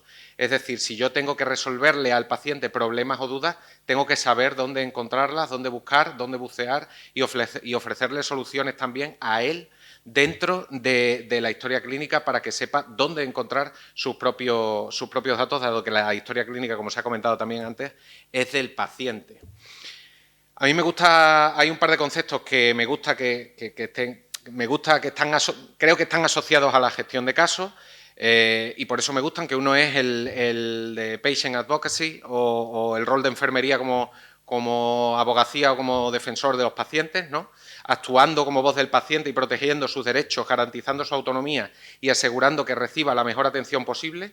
En este caso, el gestor de casos, pues digamos que, como comentaba antes, navega entre muchas aguas y va a estar, guiando al paciente a través de los procesos sanitarios, pero va a estar en contacto con muchos profesionales, pues está bien que también actúe como esa voz dentro del sistema sanitario que defienda los intereses del paciente y que siga luchando porque reciba la mejor atención posible, aunque todos los profesionales sanitarios siempre luchamos por lo mismo, ¿no? Y entonces tenemos tres aspectos, ¿no? Como la educación y autonomía, donde como gestor de casos podemos informar a los pacientes dentro siempre de los límites de nuestras competencias sobre dudas que puedan tener sobre diagnósticos, tratamientos, para que puedan tomar decisiones informadas. La vigilancia ética protegiendo su dignidad y situaciones de vulnerabilidad, o la intermediación, que me parece muy importante porque servimos de puente entre el paciente, la familia, el equipo médico, atención sociosanitaria, etcétera. Y esto nos lleva muy bien a un concepto que también creo que está bastante asociado con la gestión de casos, que es la navegación de pacientes o patient navigation, que es un servicio de apoyo personalizado. Yo, sinceramente, la gestión de casos, tal como la hemos planteado aquí en enfermedades minoritarias en el área de salud de Badajoz, creo que la estamos enfocando mayormente a esto. Es un servicio de apoyo personalizado que ayuda a guiar a los pacientes, es decir, navegar a través de las complejidades que presentan los diferentes sistemas de salud en la atención multidisciplinar que requieren la mayoría de estos pacientes, ¿no? Entonces, los ayudamos a superar las barreras burocráticas, logísticas o incluso emocionales, porque hay pacientes para los que tener que enfrentarse a 8 especialistas distintos, a muchas pruebas complementarias, etcétera, les supone una propia barrera emocional que pueda alterar el seguimiento y la adherencia terapéutica, promoviendo así un acceso equitativo, eficiente y sin demoras injustificadas. Este concepto nace en Estados Unidos en los años 90, sobre todo con pacientes oncológicos y con otros crónicos complejos, y hoy su eficacia está demostrada.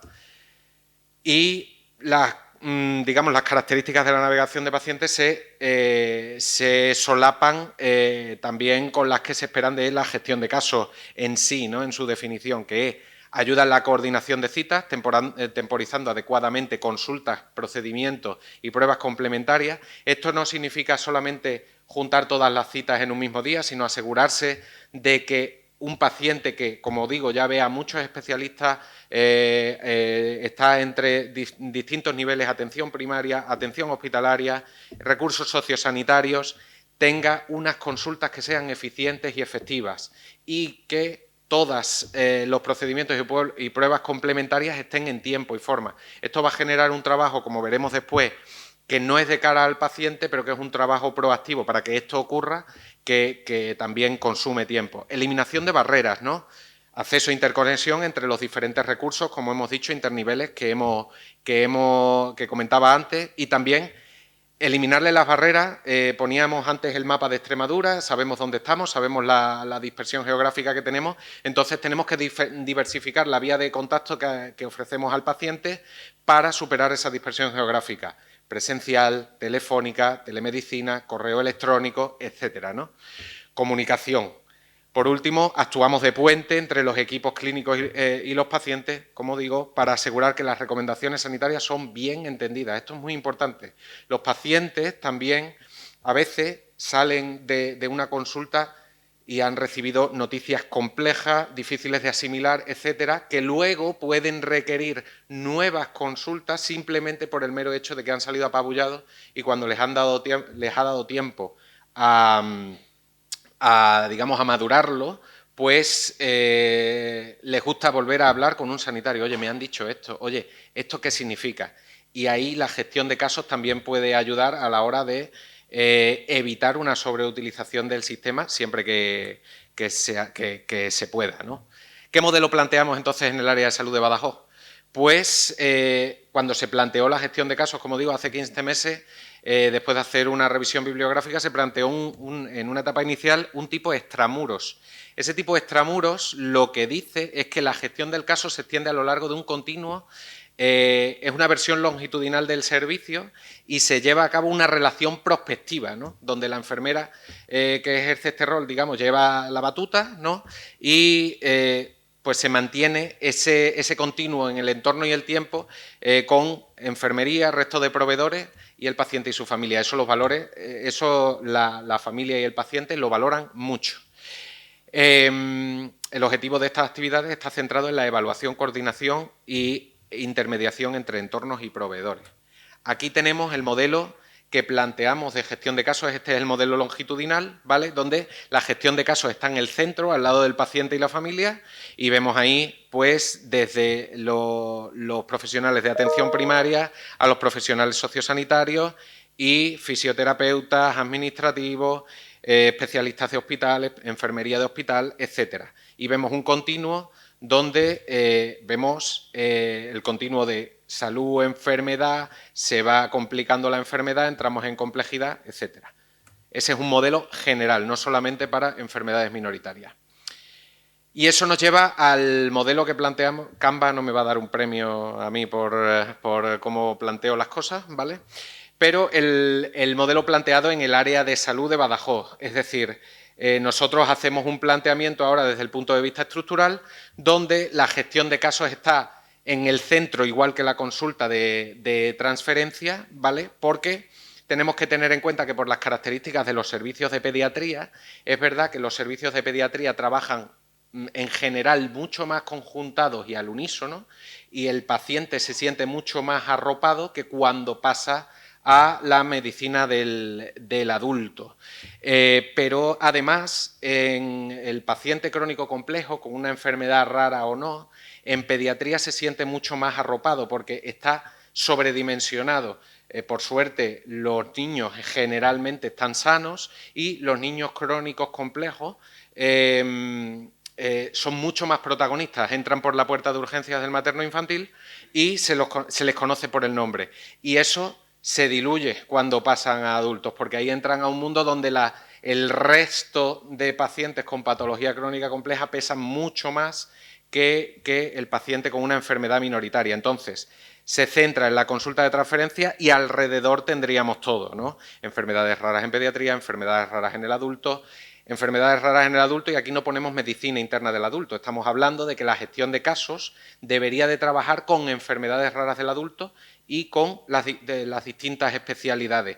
Y quiero aprovechar nuevamente que el foco está puesto hoy aquí para evidentemente, poner de manifiesto que la gestión de casos tiene que trabajar con los pacientes, no con una sola especialidad. Pero además tenemos alrededor, pues, todos los especialistas, como digo, el laboratorio, como hemos estado viendo hoy también, la investigación con la farmacogenómica como puente entre el laboratorio y la investigación, docencia y atención primaria y cuidados sociosanitarios, que no nos podemos olvidar, porque la gestión de casos también puede ser un buen apoyo para el control del paciente crónico complejo en primaria, que al final va a ser su primera piedra de toque, ¿vale?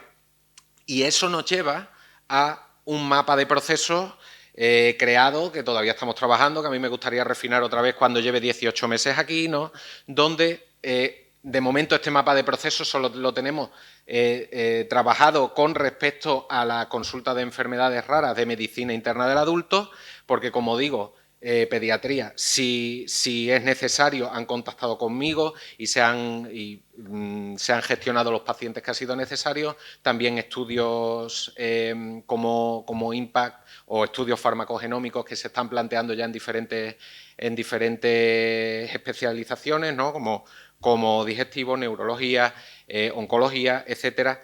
Pero como digo, están mucho más coordinados y, por suerte, la gestión de casos suele ser menos necesaria en enfermería pediátrica, también por el apoyo que brindan los equipos de paliativos pediátricos desde la gestión del paciente pediátrico crónico complejo, que es una figura que no existe en el adulto, ¿no? Y aquí vemos, hemos hecho una base de datos de todos los pacientes, donde ya hemos podido ver que pacientes con enfermedades minoritarias crónicos, complejos, que tienen una afección multisistémica y por eso están siendo vistos por parte de medicina interna, en seguimiento activo tenemos como alrededor de 300, tenemos un Excel unificado, nos ha permitido acotar todas esas cosas y podemos ver cómo recibiría la enfermería de gestión de casos las derivaciones, desde atención primaria, desde otras unidades, desde la propia consulta de medicina...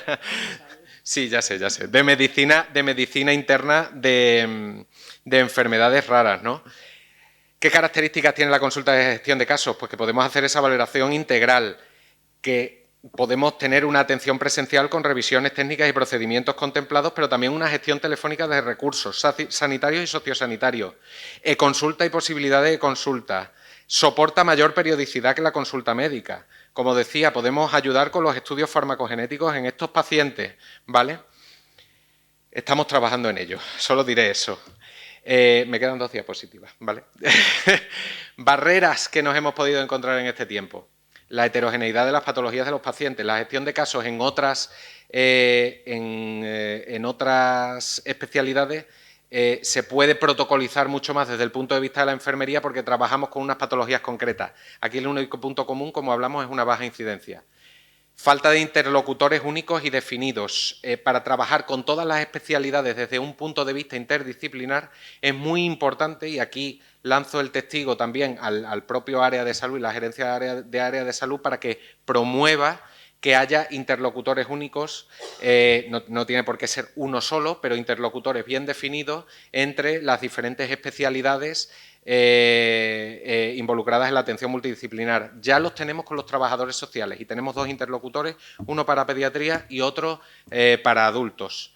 Esta consulta plantea particularidades en la gestión en JAR asistencial, porque las consultas multidisciplinares en JAR asistencial son difíciles, ¿de acuerdo? Y esto también supone una barrera.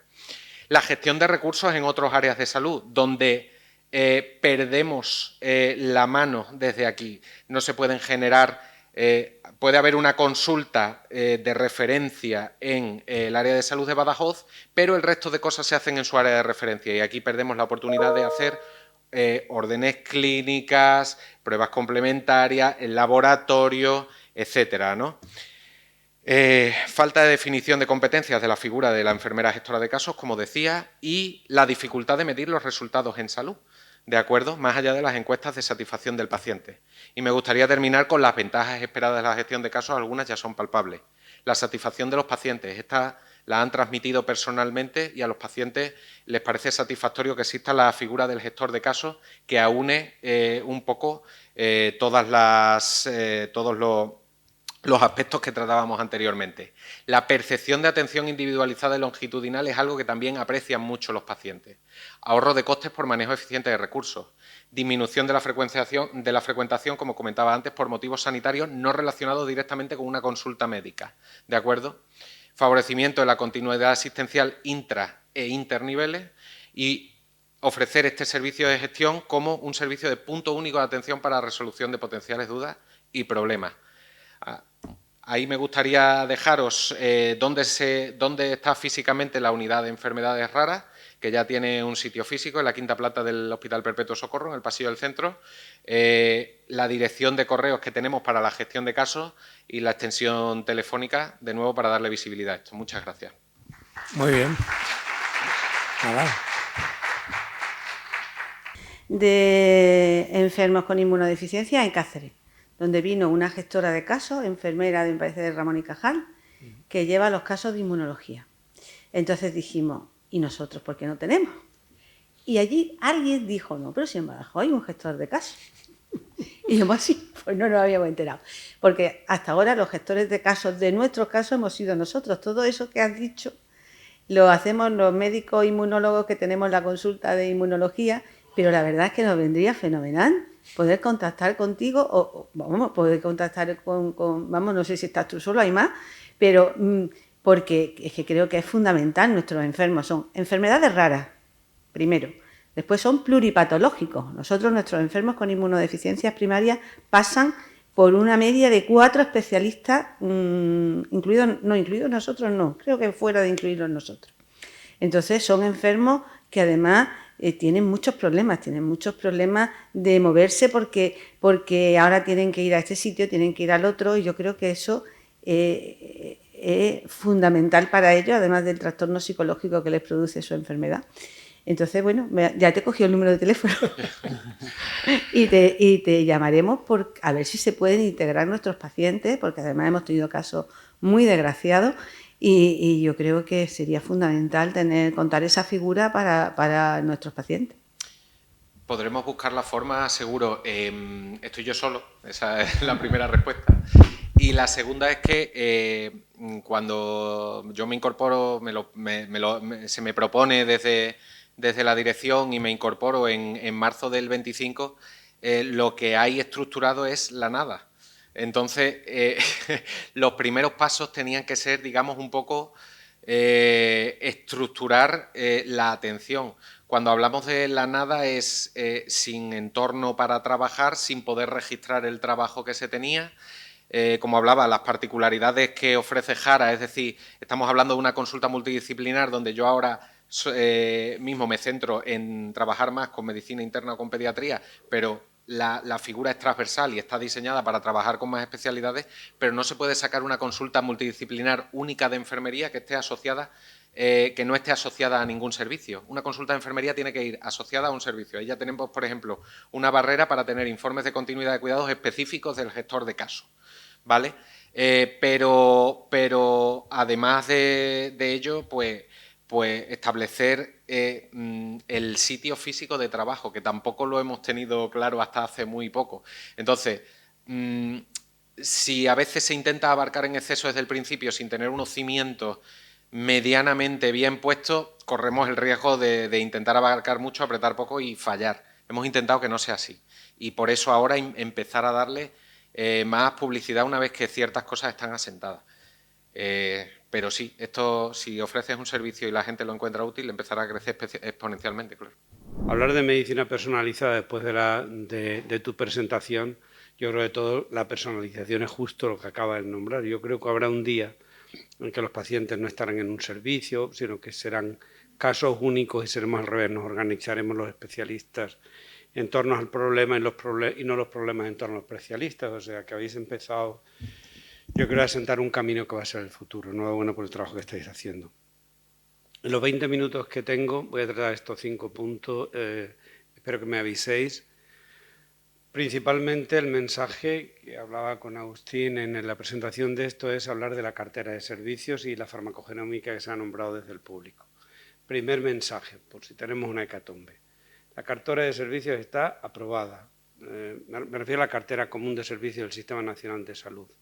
tanto por el Ministerio, está en modificación, pero está aprobada, y además está aprobada por el Consejo Interterritorial. Luego, en este momento, desde el punto de vista del marco legal, utilizar la farmacogenómica antes o durante la prescripción o para evaluar un caso es una obligación. No estamos hablando ya dentro de las... No estamos hablando de los criterios que sean discutibles. Voy a intentar hablar de estos 4 puntos de vista, de estos 5 puntos. El primero, la conceptualización, la cartera. La implicación de la genómica a farmacología tiene una diferencia con respecto al diagnóstico, y es que el fármaco en sí mismo tiene su propia regulación. Luego, las recomendaciones que damos no basta la guía clínica, sino las recomendaciones de la agencia reguladora, y yo creo que esto es algo que normalmente es un problema que se olvida. Os pondré los resultados principales, hemos acabado MEDE ahora, y las iniciativas de investigación que tenemos en marcha. Básicamente, la aplicación de la farmacogenómica a la prescripción es fácil. Intentamos optimizar el tratamiento farmacológico, sin más. Y en el tratamiento farmacológico, sin duda, hay mucho por optimizar por cuanto a la seguridad, las reacciones adversas son raras, sin duda, y por cuanto a la eficacia. Lo que hay siempre cuando hablamos de medicina personalizada nos referimos a la primera parte, al diagnóstico, que está bien. Pero la gente, aparte de ser diagnosticada, viene al sistema sanitario para ser tratada, y para ser tratada lo mejor posible, y si me apuráis, al menos para no irse con un problema nuevo derivado del tratamiento que se ha generado, a no ser que compense. Luego, el objetivo último de la farmacogenómica es así de simple, optimizar el tratamiento, ¿no?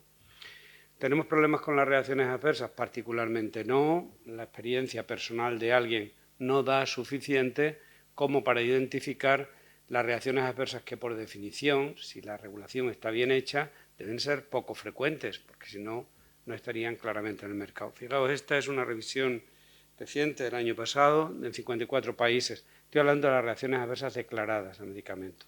Sabéis que se declaran poco y mal, y en fin, eso sería otra conversación larga. Se han triplicado en los últimos 20 años. Luego estamos en un problema de salud emergente, cada día más importante y más grave.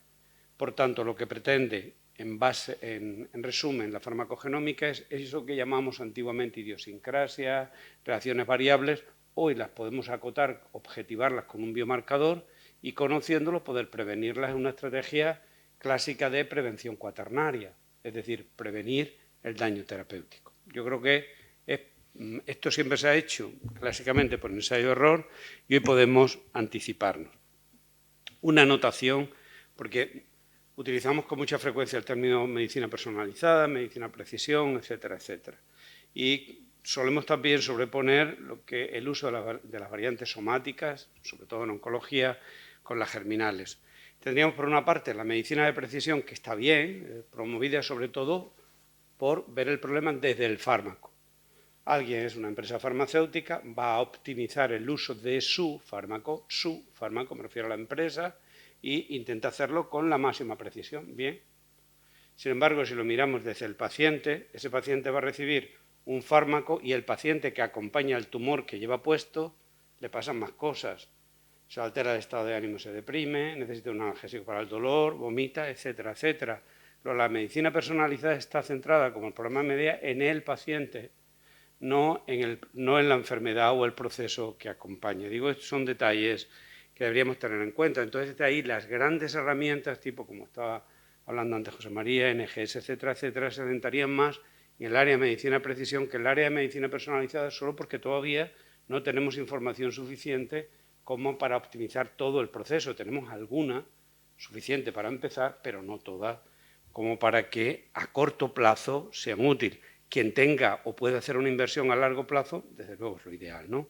Luego, por una parte, se puede optimizar el tratamiento desde el punto de vista del uso de las mutaciones somáticas, a nivel de identificación de dianas, sobre todo en tumorales o factores farmacodinámicos o farmacocinéticas, individualizando la dosis, ¿no?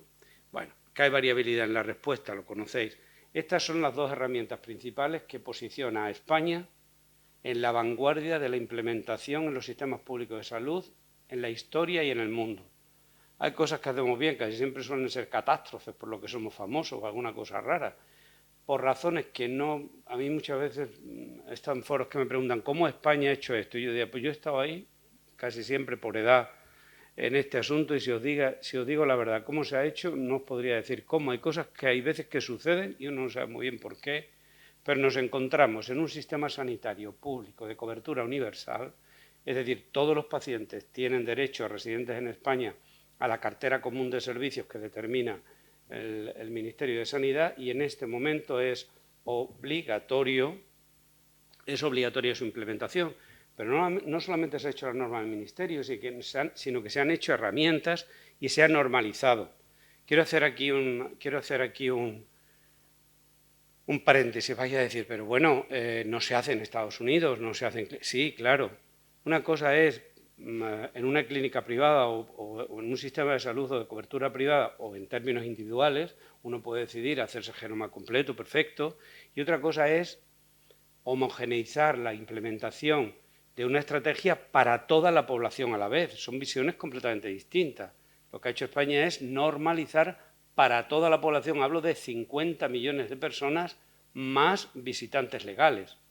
Y esto está normalizado. En el resto de los sitios, desde el punto de vista individual, uno puede ir a cualquier hospital, clínica, además, y pedir lo que quiera. Y además han generado dos herramientas, así de fácil y de claro, que son las que hay que consultar. Lo demás, bueno, son otras fuentes. Estas son fuentes de información secundarias, es decir, están construidas a base de evaluar otra información, que es uno, la cartera común, la base CGEN, que la tenéis ahí, que la conocéis. José María, de hecho, es el representante de Extremadura en la Comisión Nacional que regula la cartera. Yo estoy también en la comisión, pero como asesor del Ministerio por farmacogenómica. Coincidimos en esto, que es el catálogo común de pruebas genéticas y genómicas del Sistema Nacional de Salud.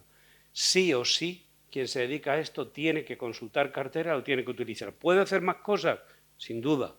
Pero que se pueda encontrar un paciente que ha abierto esta web y le pide lo que allí está recomendado, y ante eso tiene obligación de dar una respuesta. Esto está en la base CGEN, que la tenéis ahí, es la diapositiva de arriba.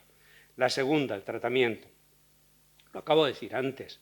En diagnósticos no es necesario, pero ahora la respuesta, la recomendación dada, y aquí entra la farmacología clínica y la farmacia hospitalaria o cualquier especialista en terapéutica, la respuesta, el informe en diagnóstico es claro, es, en fin, quiero decir claro, no hay una normativa asociada, son las guías clínicas, los consensos, etcétera, pero en farmacología o en cuanto a terapéutica farmacológica hay que seguir las recomendaciones de la agencia regulatoria competente en el territorio donde uno está ejerciendo. Si es en España, aquí ahora es la Agencia Española de Medicamentos y Productos Sanitarios y la Agencia Europea. Y se acabó. Yo estoy en muchísimos foros donde la gente empieza a discutir sobre la guía fulanita de tal, que está muy bien, su guía favorita, por supuesto no puedo decir nombres porque me están grabando, yo mismo soy miembro de esa mayoría de los consorcios, que son agrupaciones privadas de personas que con su mejor fe dan la recomendación que les parece. Eso está relacionado con la calidad, no con la obligatoriedad. Con la obligatoriedad está relacionado las recomendaciones de la agencia y se acabó. Entonces, cuando uno ve recomendaciones basadas en la clínica o en la base americana favorita, alguien muy feliz con eso, está cometiendo una mala praxis. Si se está saltando las recomendaciones de ficha técnica de medicamentos, que son las que hay que utilizar. O sí o también. Para eso que se ha creado la base de la Agencia Española de Medicamentos y Productos Sanitarios, que lo único que hace es facilitar la consulta de fichas técnicas, sin más, no bajarse todas las fichas, sino que hay un comité, precisamente esta mañana hemos estado reunidos a las 8, que ha generado todas las recomendaciones. ¿Cómo vamos, Agustín? Llevaré 10 minutos ya, ¿no? Gracias. Ves que con la edad voy controlando, mejorando alguna cosa, ¿eh? Gracias. Ay, Dios mío. Fijaos, esto es lo que ha ido pasando en un momento determinado. ¿Por qué empieza la farmacogenética? Porque empieza a aparecer información en ficha técnica en el proceso regulatorio. La EMA, la Agencia Europea del Medicamento, que es la responsable de la mayoría de los procesos de autorización. Hay pocas empresas con un buen producto que lo llevan a nivel local, lo llevan en su autorización por el procedimiento centralizado a la agencia reguladora. Crea en el 2010 un comité, el Pharmacogenomics Working Party, está el CHMP, que es el consejo donde se aprueban o se retiran los medicamentos, por resumir, y empieza a llegar información genética asociada a los productos para prevenir una reacción adversa relacionada con la eficacia. Y dicen, ¿cómo incorporamos esto? Pues crean un comité ad hoc, que es el Pharmacogenomics Working Party. Yo me incorporo en el 2010, llevo en eso pues 16 años. Y básicamente cuando aparece en un producto una información genética se consulta y se informa para incluirlo o no en la ficha técnica, en las condiciones de usos. Si desde ahí se incorpora ficha técnica, se acabó. A partir de ahí, cuando el fármaco sale del mercado, hay que ponerlo. Sobre esta aparición de la información en ficha técnica, el Senado, en un año aciago que no voy a nombrar, que todos sabéis que en España estaba distraída en sus peleas, se le ocurrió al Senado reunirse y decir cómo implementamos la medicina genómica. Y entre otras cosas, ahora os contaré, apareció la farmacogenómica. Ese mandato del Senado en el año 2019 es recogido por el Ministerio de Sanidad. El Ministerio de Sanidad no ha hecho otra cosa en el 2023 que recoger una estrategia que había emergido en el Senado y ha reformado la cartera común de servicios de genómica, donde por primera vez se incluye una nueva sección que es farmacogenómica, ahí viene la historia, y posteriormente, ¿quién ejecuta la decisión del Ministerio? Cada servicio de salud, como sabéis, es regional, ¿no? O autonómico, o el nombre que queráis, es decir, es el Consejo Interterritorial. Es el Consejo Interterritorial quien, por unanimidad, y no me preguntéis por qué se ha hecho por unanimidad, aprueba la implementación. Posteriormente, la Agencia Española del Medicamento y Productos Sanitarios dicta las recomendaciones y en qué momento estamos, que es la pregunta que es por lo que estamos aquí. ¿La cartera nacional está? Está. ¿Es de obligatorio cumplimiento? Lo es. Ahora, estamos en el periodo de sentido común de que cada comunidad autónoma está organizándose en cómo aporta a cada ciudadano que lo pida este servicio. ¿Cómo estamos en Extremadura? Sabéis que iniciamos el proyecto piloto, que era el proyecto MEDEA, mucho antes y que en parte, yo creo que no tenemos por qué ocultarlo, ha favorecido que la farmacogenómica aparezca en el mundo regulatorio y ese ha sido nuestro interés. Cada comunidad autónoma está decidiendo cómo lo hace. Nosotros concretamente estamos haciendo, como no me graban, coordinación clandestina. Es decir, por debajo de los foros estatales comunicamos con otras comunidades autónomas y de hecho hay una comisión, no debo decir, la directora general lo sabe, tenemos una comisión de coordinación con otras comunidades autónomas porque si no mañana un paciente va a cambiar de comunidad y nos podemos encontrar con recomendaciones distintas y esto por sentido común yo creo que lo tenemos que evitar, ¿no? A ver, ¿cuánta información hay en la ficha técnica? No está María Esteves, pero está aquí Carmen y Carla. El grupo nuestro trabaja en esto aquí, en este hospital, desde el año 2010, lo que era el CICAP y ahora la unidad de farmacogenómica. Se han revisado todas las fichas y por eso nos han dado esta responsabilidad en la agencia. Si vais a las fichas que se ha ido colando, sobre todo en los fármacos nuevos, el 55% en el apartado de seguridad de los fármacos, os vais a encontrar con una recomendación de utilización de un biomarcador farmacogenético para la selección del principio activo, la dosificación, la prevención de interacciones, la prevención de una reacción adversa o de toxicidad. Estoy hablando de ficha técnica del medicamento. Ya está, ¿no? Aquí tenéis el Ministerio, el Senado. El Senado pregunta, en aquel momento me llamaron como miembro de la Agencia Europea y me preguntaron qué hay que hacer. Mi respuesta fue fácil, cumplan la ficha técnica de los fármacos, que para eso están, o quítenlas.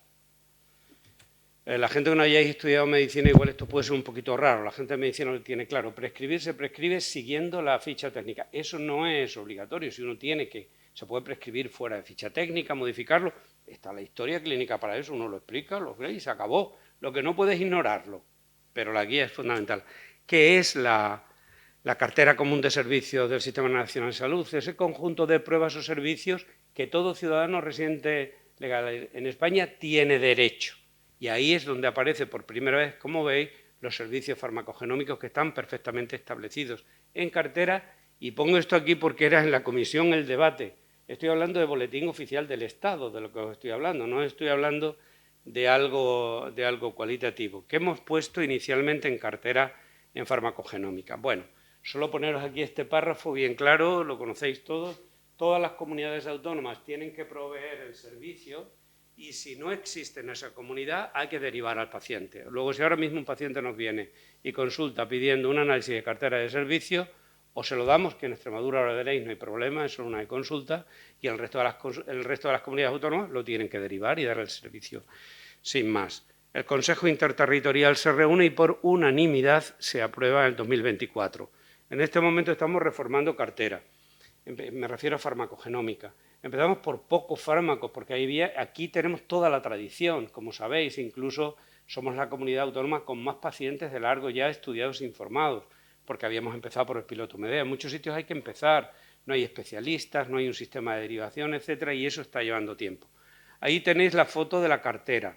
Entrar directamente en CGEN y os vais a encontrar con toda la información porque se ha normalizado.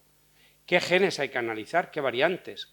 Un montón de empresas que vemos informes diciendo wild type, pero ¿qué has analizado? Porque depende de lo que hayas analizado, nos estás diciendo que hay un wild type o estar 1-1 en farmacogenómica, muchas veces sin informarnos qué habéis hecho. Ahora eso se ha resuelto. La cartera establece el mínimo número de alelos. Además, establece qué fármacos, lo coordina con la agencia y otra novedad es la normalización española. Dice qué fármacos hay que mirar para informar, porque la farmacogenómica, a diferencia de la genómica diagnóstica, la que habéis hablado antes, tiene dos componentes. El análisis genético y la predisposición, que en hipersensibilidad es el único factor y es determinante, pero cuando vamos al fenotipo B, el de respuesta a fármacos, no relacionado con el HLA, sobre todo con hipersensibilidad, es un fenómeno poligénico, estamos hablando de un producto químico al menos interactuando 3 veces al día. En diagnóstico, soléis pensar un diagnóstico para toda la vida. En farmacogenómica, cada vez que se administra un fármaco tenemos un fenotipo nuevo porque han cambiado los factores clínicos, ambientales, etcétera. Pues estamos hablando siempre de un fenotipo poligénico, por definición, y multifactorial. El primer factor determinante, el cotratamiento. Si se añade o se retira medicamentos, se está cambiando el entorno fenotípico. Luego, por tanto, hay un segundo informe. Uno es el genético, el segundo es el informe de seguimiento en el que la información genética se contextualiza con el resto de los factores y se informa. Al final, lo que llamamos sencillamente una consulta terapéutica en farmacología clínica o informe de seguimiento terapéutico en farmacia hospitalaria. No os voy a decir, hay 12 genes o hay más, esto es prácticamente coincide con el proyecto Medea. Y ahora, recomendaciones. En Extremadura, ¿qué tenéis que hacer? Ir a e-consulta, buscarnos allí farmacogenómica, cliquear y ya está. ¿Y por qué no está una petición directamente al laboratorio? Porque es que hay veces ya que el laboratorio está hecho, no lo tenemos que hacer. Lo que vamos a hacer es la consulta de seguimiento, bien porque hay un fármaco nuevo, una persona puede estar diagnosticada de un proceso y tener otro, hay que retirar e introducir un fármaco y hacemos la consulta sobre la genómica y si es necesario pedimos algo nuevo. Concretamente el HLA nosotros mismos lo solicitamos al servicio de genética, a la unidad de genética, ellos nos informa y le damos la interpretación. Ahora, la interpretación, como veis, la tenéis basada en la Agencia Española del Medicamento, que es la segunda base que he puesto, que es la que hay que teclear, ver y consultar para informar. Uno puede añadir, quitar cosas, pero lo que no puede es saltarse esa base que está construida además con profesionales de este hospital que conocéis y colaboran en el contexto del INUVE y es uno de, yo creo, de las contribuciones que hemos hecho como servicio público. A ver, ¿qué hemos ido haciendo entre medias? Tenéis aquí, hace mucho tiempo antes, Pilar, en el año 2013 es la primera vez que decimos vamos a llevar esto a la clínica y empieza Medea. Medea, que es un poco una confusión, voy a intentar ser rápido, Agustín, creo que me faltan unos 3 minutos. 2,5. Medio, joder. El Medea ha sido un proyecto de compra pública innovadora para adquirir el laboratorio y las herramientas para implementar. Eso es una cosa. Y la segunda es una cohorte de implementación para validar la implementación, que es lo que hemos estado haciendo en eso que vosotros conocéis como Medea, que es el envío de un paciente que acabamos de terminar la primera fase. Empezamos para 3 años, se nos metió la COVID, empezamos en junio del 2021 y hemos acabado en junio del 2025, 26 ahora. Han sido los 3 años que teníamos previsto, al poner la pandemia en Medea lo hemos alargado. ¿Qué hemos hecho hasta ahora que me preguntáis en Medea? Hacerla en la cohorte basal, que son 9.000 personas, por las que vamos a ver frecuencias de genes, no estaba hecho, y a validar las reglas que están en este momento en cartera. ¿Qué es la segunda fase de Medea? Vamos a validar el impacto, qué efectos adversos se han modificado, cómo han ido los pacientes, etcétera, etcétera, y de ahí nacerá la cartera de servicios de Extremadura, que tiene, esto lo he comentado, básicamente es un programa de optimización de la terapéutica, en resumen, un programa de prevención cuaternaria en la que nuestro informe no solo lleva la genética, lleva las interacciones genéticamente mediadas, más la condición clínica. Yo a veces que veo informes genéticos puros que dicen, no hay problema, siga, perdón, igual en la historia de ese paciente, si es un informe facultativo, hay una interacción grave que diga, no lo puedes decir que siga igual, le tienes que decir que quite la medicación, que la causa no sea genética, es una interacción o hay un fallo renal o hepático, el que fuera. Por eso el informe de seguimiento, el que empezamos ahora, lleva estos 3 componentes. La recomendación genética, el tratamiento y sobre todo las interacciones mediadas genéticamente, que son las más peligrosas. Hablando con claridad, cuando el factor genético es determinante, la clínica y la vida misma, a no ser que sea previo, lo arregla. Paciente que va mal y cambia el cumplimiento, o en una propia consulta alguien se queja, dice o uno observa y modifica. El problema está ese paciente que va bien y que uno tiene la tradición de que ha ido bien siempre y un día va mal y dice, ¿aquí qué ha pasado? Ha pasado que otro fármaco que nada tiene que ver, puesto por no sé quién o por autocumplimiento, ha generado ese factor ambiental que os digo, un cambio que es el que hace que aparezcan las cosas. Os podría poner muchos casos clínicos, ahora no tenemos tiempo, ahí suele ser donde es más inexplicable, porque si este paciente estaba tomando una estatina hace no sé cuánto tiempo, ¿qué ha pasado ahora? Hay una miopatía, rhabdomiolisis o lo que sea. Muchas veces es porque ante una situación de heterocigosis normalmente y la disminución en la cantidad de proteína, en monoterapia o en estadios iniciales va bien, pero el problema es cuando el paciente avanza en edad, aparece otra patología o se suman otros fármacos, un inhibidor potente o cualquier cosa y entonces aparece el problema. Eso hoy lo podemos informar y es lo que estamos haciendo. Este es el circuito. ¿Qué tiene que hacer? Facultativo en este hospital no hay nada que hacer, entrar en e-consultas, pedírnosla y nosotros nos encargamos. Nuestra gestora de casos está gestionando casos, que es María, que estará, que nos falta gente, ¿qué os voy a decir? La coordinadora clínica es María Esteves, llamará y nosotros evaluamos al paciente. Tenemos una consulta clínica donde lo que damos es precisamente una evaluación del problema, que es una reacción adversa a medicamentos, pedimos o no una información genética si la necesitamos y si el paciente está estudiado, hacemos la consulta por teléfono y a continuación colgamos un informe en Jara, que está a vuestra disposición. ¿En qué estamos? Que hay una alerta en Jara que avise que el informe está hecho. Pues sí, ahí estamos peleándonos con servicios de información. Y como veis, el programa es de cobertura regional, está prácticamente, hay gente de toda la comunidad, principalmente en esta nuestra, y este es el proceso, y con esto voy a acabar primero, Agustín. La e-consulta. María, que está por aquí o está abajo, va a llamar a la paciente, si es en el hospital, vaya a verla, o hay otra enfermera que es Pilar, o en los centros de salud tenemos 3 centros proactivos, que es La Paz, Ciudad Jardín y San Roque, donde han decidido el centro de salud que van a estudiar a toda la población. Fenomenal. Hay gente que se está complicando la vida, porque desde el momento que tienen el informe en Jara se están obligando moralmente a utilizarlo. Y esos son los proyectos pilotos y otro centro, Valdesalor, en Cáceres. El equipo clínico lo ve y evalúa, hace una evaluación sistemática de reacciones adversas para 55. ¿Cuántas veces hemos encontrado en esa consulta reacciones adversas? En el 24% de los pacientes, una historia. ¿Y en cuántos hay una reacción adversa reportable? En el 10%. De ese paciente salen 2 cosas. La genética, ahí tenéis a Carmen, que está detrás de José María. Este hospital y este sistema sanitario tiene la suerte de que Carmen renunciara a su plaza en Estados Unidos y en Madrid, tenía plaza en Madrid, ha decidido venirse aquí, viene de la básica, habla de cosas que yo no entiendo, se ha adaptado y es la que ha desarrollado luego todas las dudas de aparatos, esto que habéis estado hablando, sistema, tal, Carmen con el equipo de gente que es quien lo coordina, Carmen Mata Martín, que está ahí. Y después la otra parte va al grupo que informa. Tenéis a Mariloli, que la conocéis la mayoría, que está aquí, al fondo a la izquierda, que van a tomar la información genética en la clínica y emiten el informe que va a Jara. ¿Cuánta gente o qué porcentaje de pacientes tenía un fármaco con indicación en cartera de servicios? De los que llevamos, de los 8.600, el 58%. Lo que hay que implementarlo ya. No todas las cosas son relevantes ni importantes.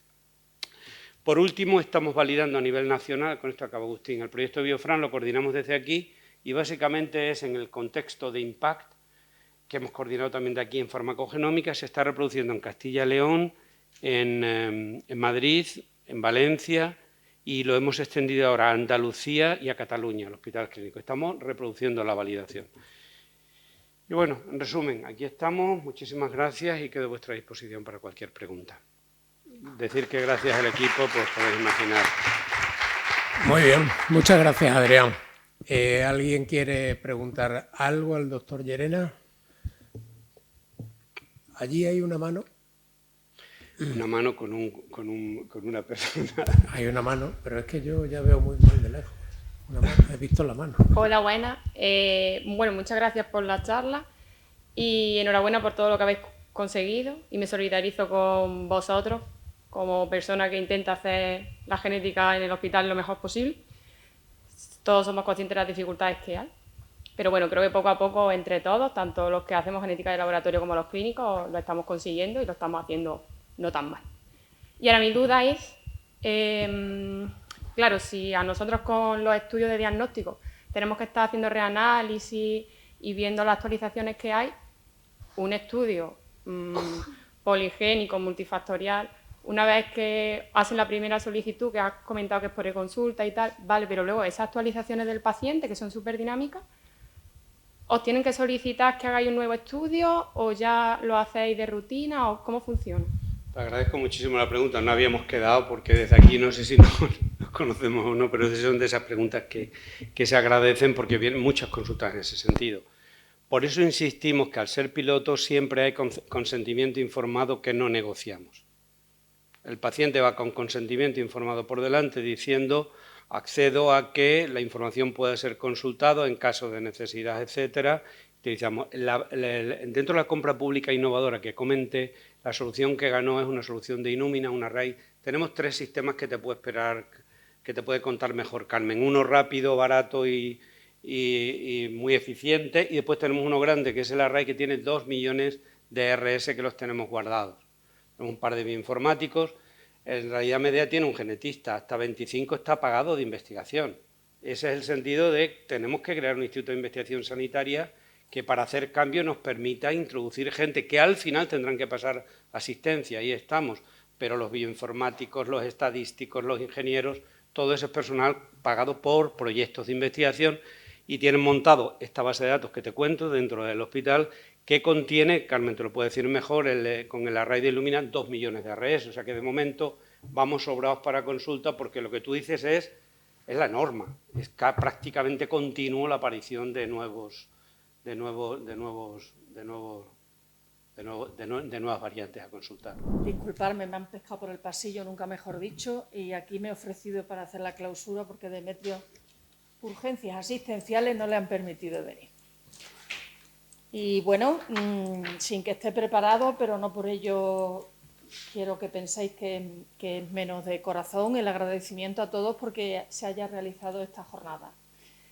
Tanto a nivel técnico como los organizadores del comité, como los ponentes, por supuesto, donde yo sé y los que conozco del temario habéis tenido un traslado de vuestros conocimientos que aportan una calidad al final al desarrollo de este mundo de estudios genéticos, en este caso en nuestra área, ¿no? Quiero también resaltar que yo creo que habéis podido demostrar y habéis obtenido dudas, ¿no?, de cómo estamos implicando toda la genética a nuestro sistema asistencial actual. Tenemos un momento muy tensionado, en mi opinión, no solo por la presión asistencial, como digo yo, exponencial a la que nos estamos sometiendo, aparte de esas dificultades de encuentro de profesionales en la que también estamos inmersos, ¿no?, sino porque también hay una creciente, gracias a Dios, incremento de terapias nuevas, de técnicas diagnósticas y terapéuticas que al final van mucho más deprisa, como comentaba yo en la inauguración, que la introducción normativa que nos permite y en nuestro sistema también, ¿no? Por eso yo creo que estos encuentros permiten lo que no puede la normativa a veces alcanzar, ¿no? No empezamos con un protocolo, con una norma, sino hay veces entre nosotros para dar lugar finalmente a la mejor forma de estructurarlo y de poder dar, como decíamos, una mejor equidad y un mejor desarrollo a esta genética. Desde luego creo que en el área de Badajoz habéis estado representados la mayoría de las personas más involucradas en el tema genético en nuestra área, tanto enfermedades raras, ¿no?, y la evidente utilización de los estudios genéticos para el diagnóstico de enfermedades raras, tanto en niños como en adultos, y Marta también, como en enfermedades oncológicas. No hay que decir que ya esta consulta que tenemos de oncología hereditaria, y bueno, yo personalmente tengo una afectación familiar de una enfermedad hereditaria cardiológica, donde cuando nació mi marido ni se imaginaba que iba a tener, pero que después hay una repercusión generacional que hay que tenerla en cuenta, ¿no? Y el manejo además va cambiando rapidísimamente incluso las actuaciones terapéuticas que vosotros recomendáis. ¿Por qué? Porque la actualización al final de los conocimientos brotan de este tipo de encuentros. Además, habéis acometido algo que no es menos importante, en mi opinión, como os decía, que es en qué situación tenemos que estructurar esta terapia para englobarla de la mejor manera adecuada en cuanto incluso a todo lo que es ético, a todo lo que es de uso coordinado y a todo lo que es ese acompañamiento para una mejor calidad de atención al paciente. No hay que dudarlo, que no es solo lo que venga, sino el cómo se aplica y de qué manera nos coordinamos entre nosotros. Y si yo creo que hay una disciplina multidisciplinar, es esta, la de los estudios genéticos, porque es evidente que afecta a muchos estamentos profesionales y profesionales de todo el área. Y creo que hemos empezado por buen camino en el área. Todo es difícil, como dice nuestra consejera, nadie dijo que fuera fácil, pero lo vamos a conseguir, ¿no? Y en ese sentido creo que lo estamos consiguiendo, ¿no? Creo que estamos iniciando este camino hacia un avance imparable que va a ser la estructura de las aportaciones de nuevos, como digo, terapias técnicas, y en este caso la genética, que es donde estamos, y que si no se hace entre todos no saldrá bien. Eso es lo único que me gustaría destacar, porque es verdad que luego empezamos con las peculiaridades de los servicios, de los profesionales, de la presión asistencial, pero hay que pararse a veces, hacer un pequeño análisis de dónde estamos, hacia dónde queremos ir, a qué es lo que queremos dar y qué hay veces que sobra o qué nos pasamos en prescripción o diagnóstico o análisis o en actuación, y dónde es mejor aprovechar para dar también más equidad y ampliación de uso de estas nuevas terapias. Espero de verdad que os haya sido muy fructífera la jornada, para cada uno en su ámbito lo que mejor haya sacado de ella, y de verdad con todo corazón espero que sigáis desarrollando el apoyo de nuestra consejería y de nuestra dirección general para lo que podáis necesitar. Y nada más, aquí estoy para la inauguración, la clausura y lo que haga falta, aunque sea que me hayan cogido de improviso. Muchas gracias de nuevo a todos, ¿eh?